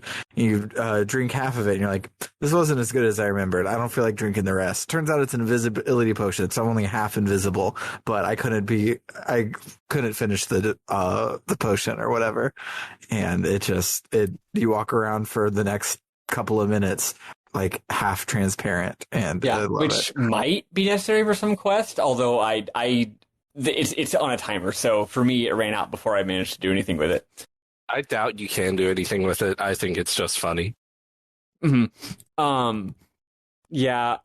Let's see some more that I have. There's a really funny recurring gag where at one point you find a bootleg record and the flavor text is just like, I don't think I screenshot it, but it's just like, yeah, everyone likes a bootleg record. It's cool to have like any music fan. It's always cool to have some bootleg recording, right, of like your favorite band playing some song at a show that they never released live, that they never released officially, right? And it's cool, and you treasure your little bootleg.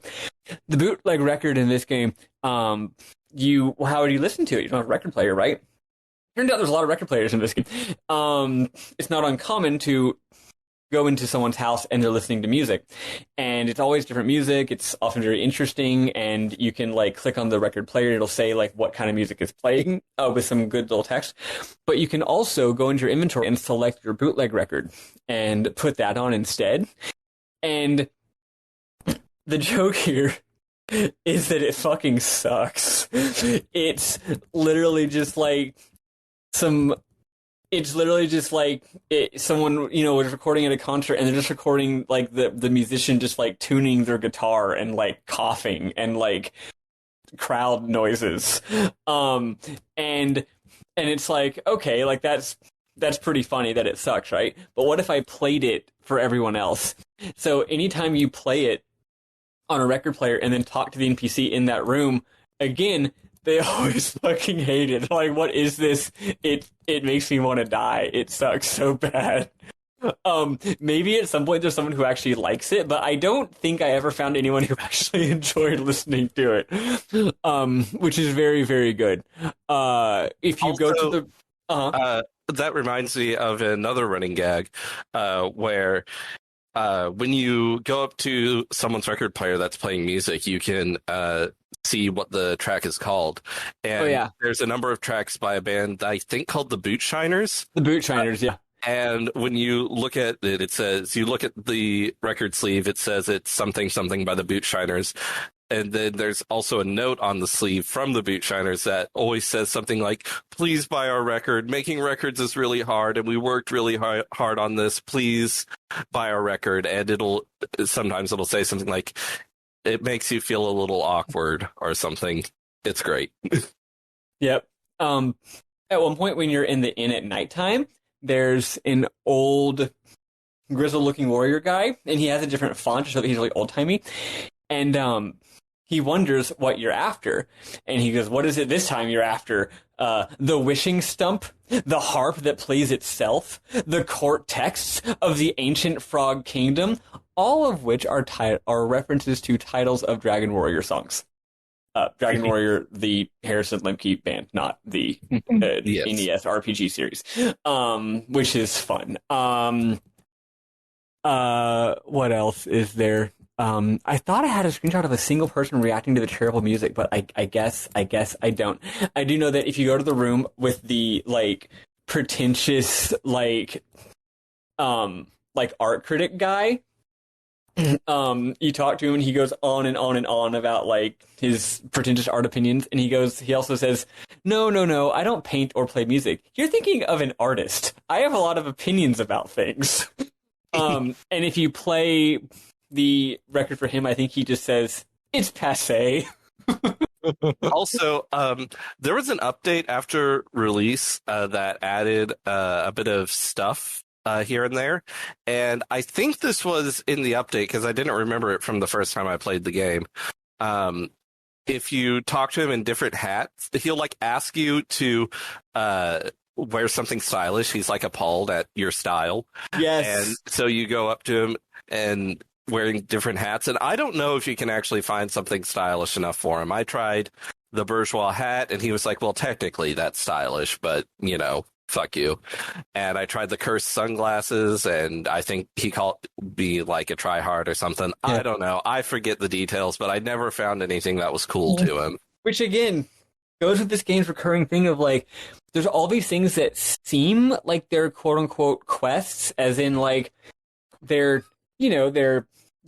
game design triggers where you're posed with some kind of puzzle or goal, and you can find some way to then achieve it and then have finished that quote-unquote quest.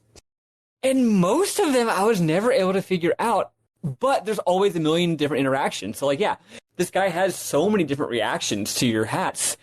And the question that I have is there one that solves this puzzle? Or is it just, no, it's just really funny to see all the different dialogue.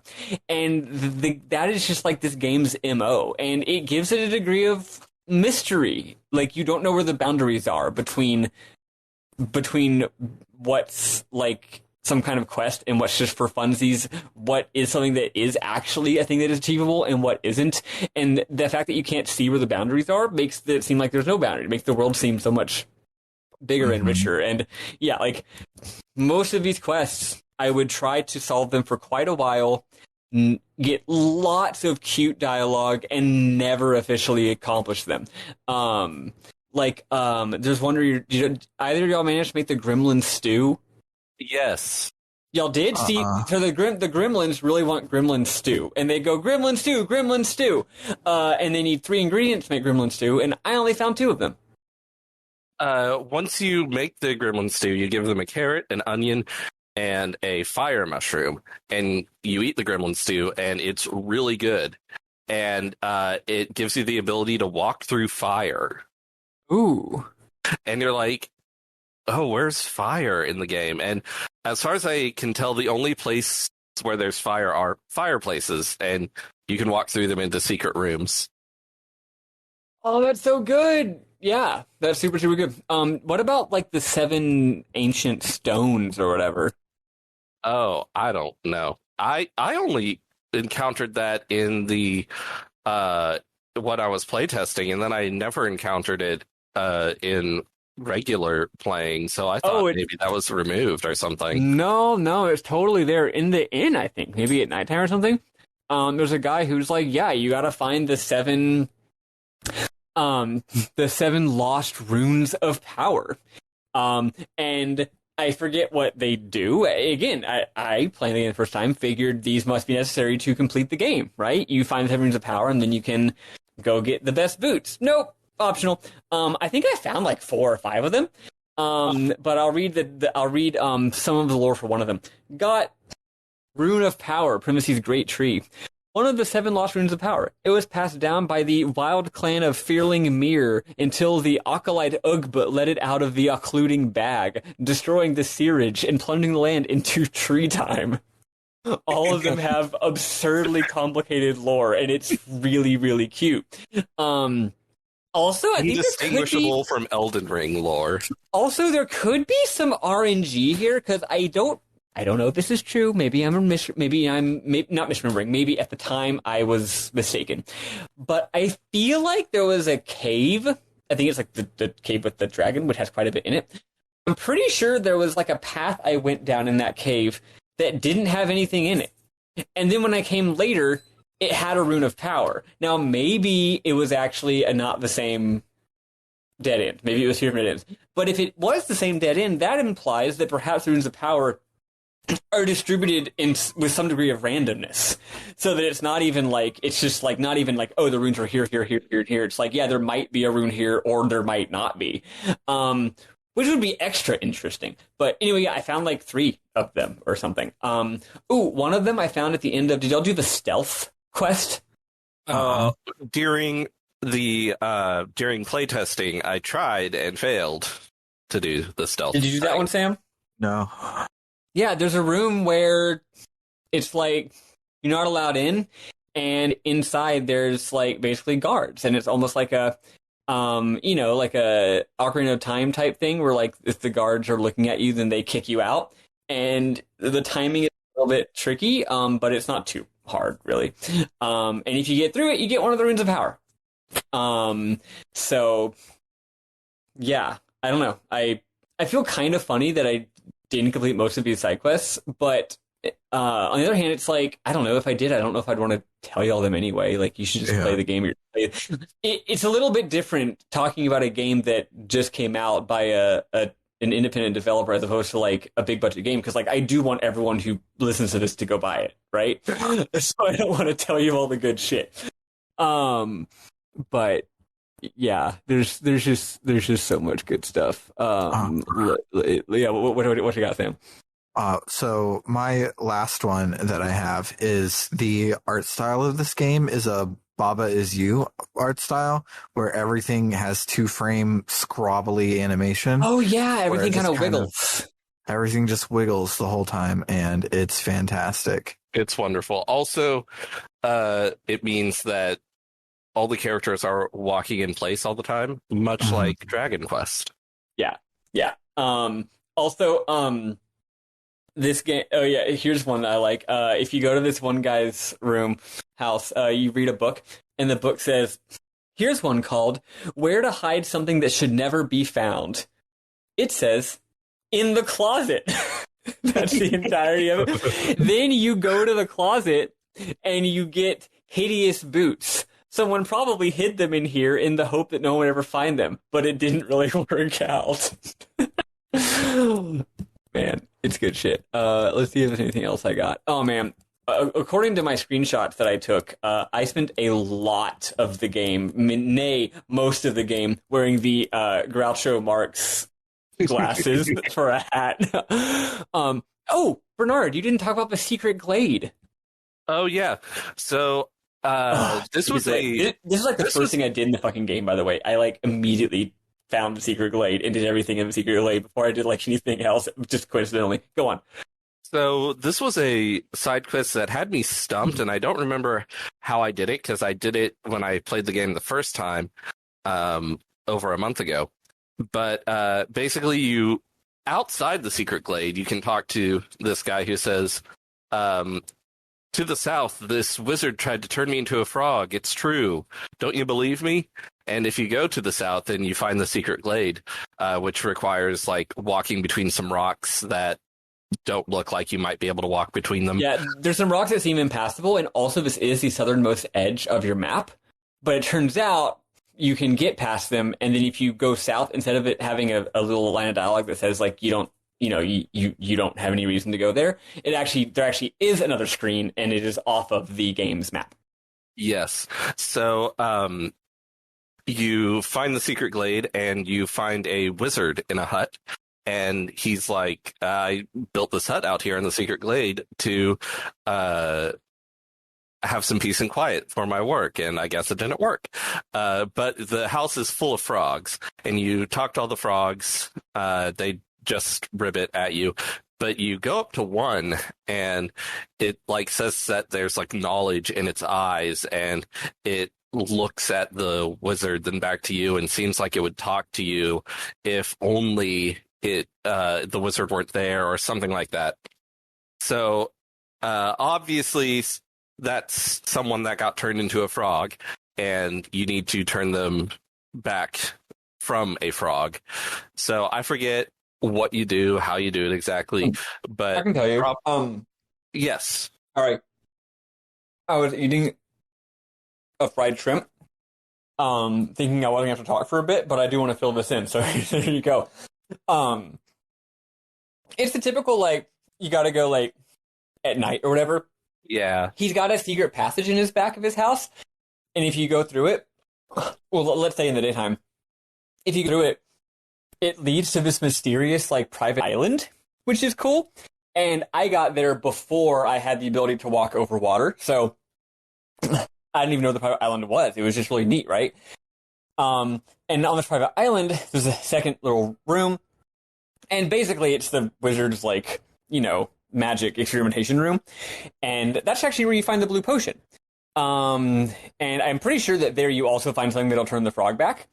And yeah, or maybe it has like a wizard's notebook, and the wizard's notebook says you got to go find some item. Whatever it was very simple, right? But it does involve finding the secret back room. Also, that's cute because if you go there at night, you find that the wizard is on the private island, and he actually looks more like an old sailor, and he's staring out into the sea. And again, it wasn't until later that I realized that, and I believe I'm correct about this, that the old man staring out of the sea is in fact the wizard, right? That's like when he's at night, he goes and stares out at the sea and looks more like an old sailor than a wizard. Yeah, whomst amongst us does not at nighttime get filled with a strange sense of sadness, and simply go outside and stare at the sea or the moon or something, right? Yeah, it's just a cute little flavor thing. Anyway, go on.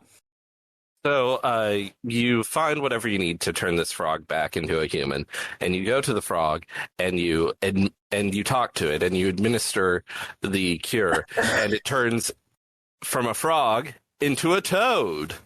Which means he turns from being green to being brown. And he's like, "Oh, thank God, I'm not a fucking frog anymore. I hated being a frog." And he goes back to, and he's like, frogs are such rubes. They're such idiots. And the best normal joke in the game. Yeah. The game's got a lot of weird, like kind of experimental, like non-joke type things, but it's also got some legitimately just like set up and punchline actual jokes. It's oh no, that's right. When you go back to the toad, so he says, "Hey, come hang out with me at the toad pond." You go back to the toad pond and you're thinking, okay, well the frogs all just say rivet, but I'm sure the toads can all talk like this toad does. You go back to the toad pond, all the toads just say like rivet or croak. And then if you talk to the same guy again, he says, "My fellow toads are lively and erudite companions, I assure you. They're just nervous around strangers." It's really, really fucking good. Yeah.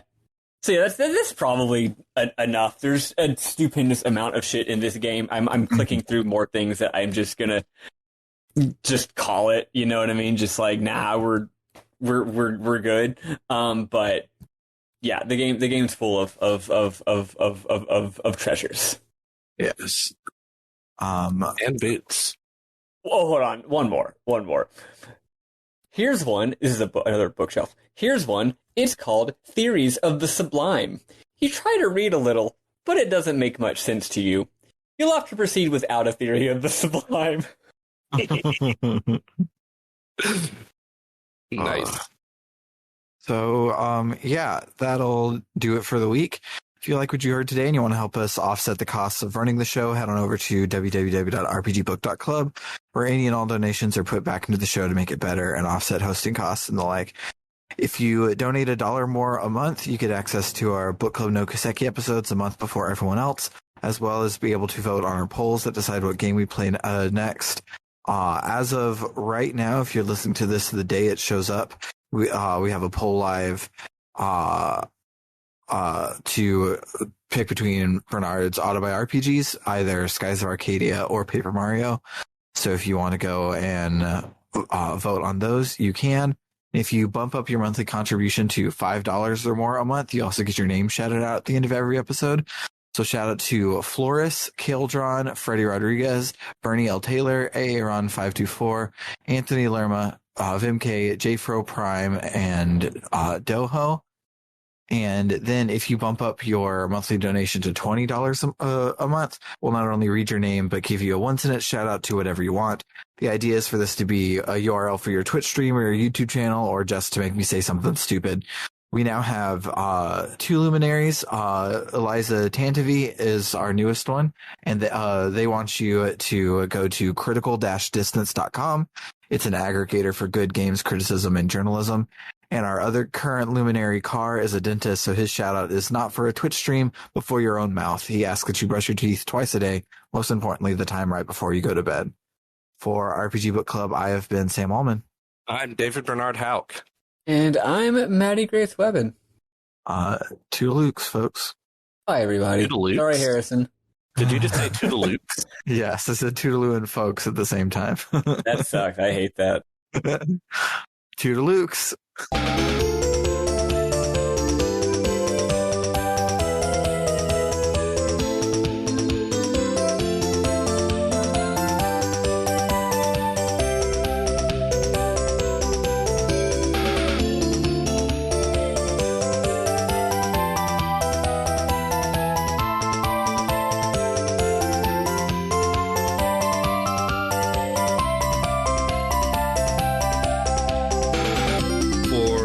Once in our gosh darned lives, we are going to plan out how we introduce the guest.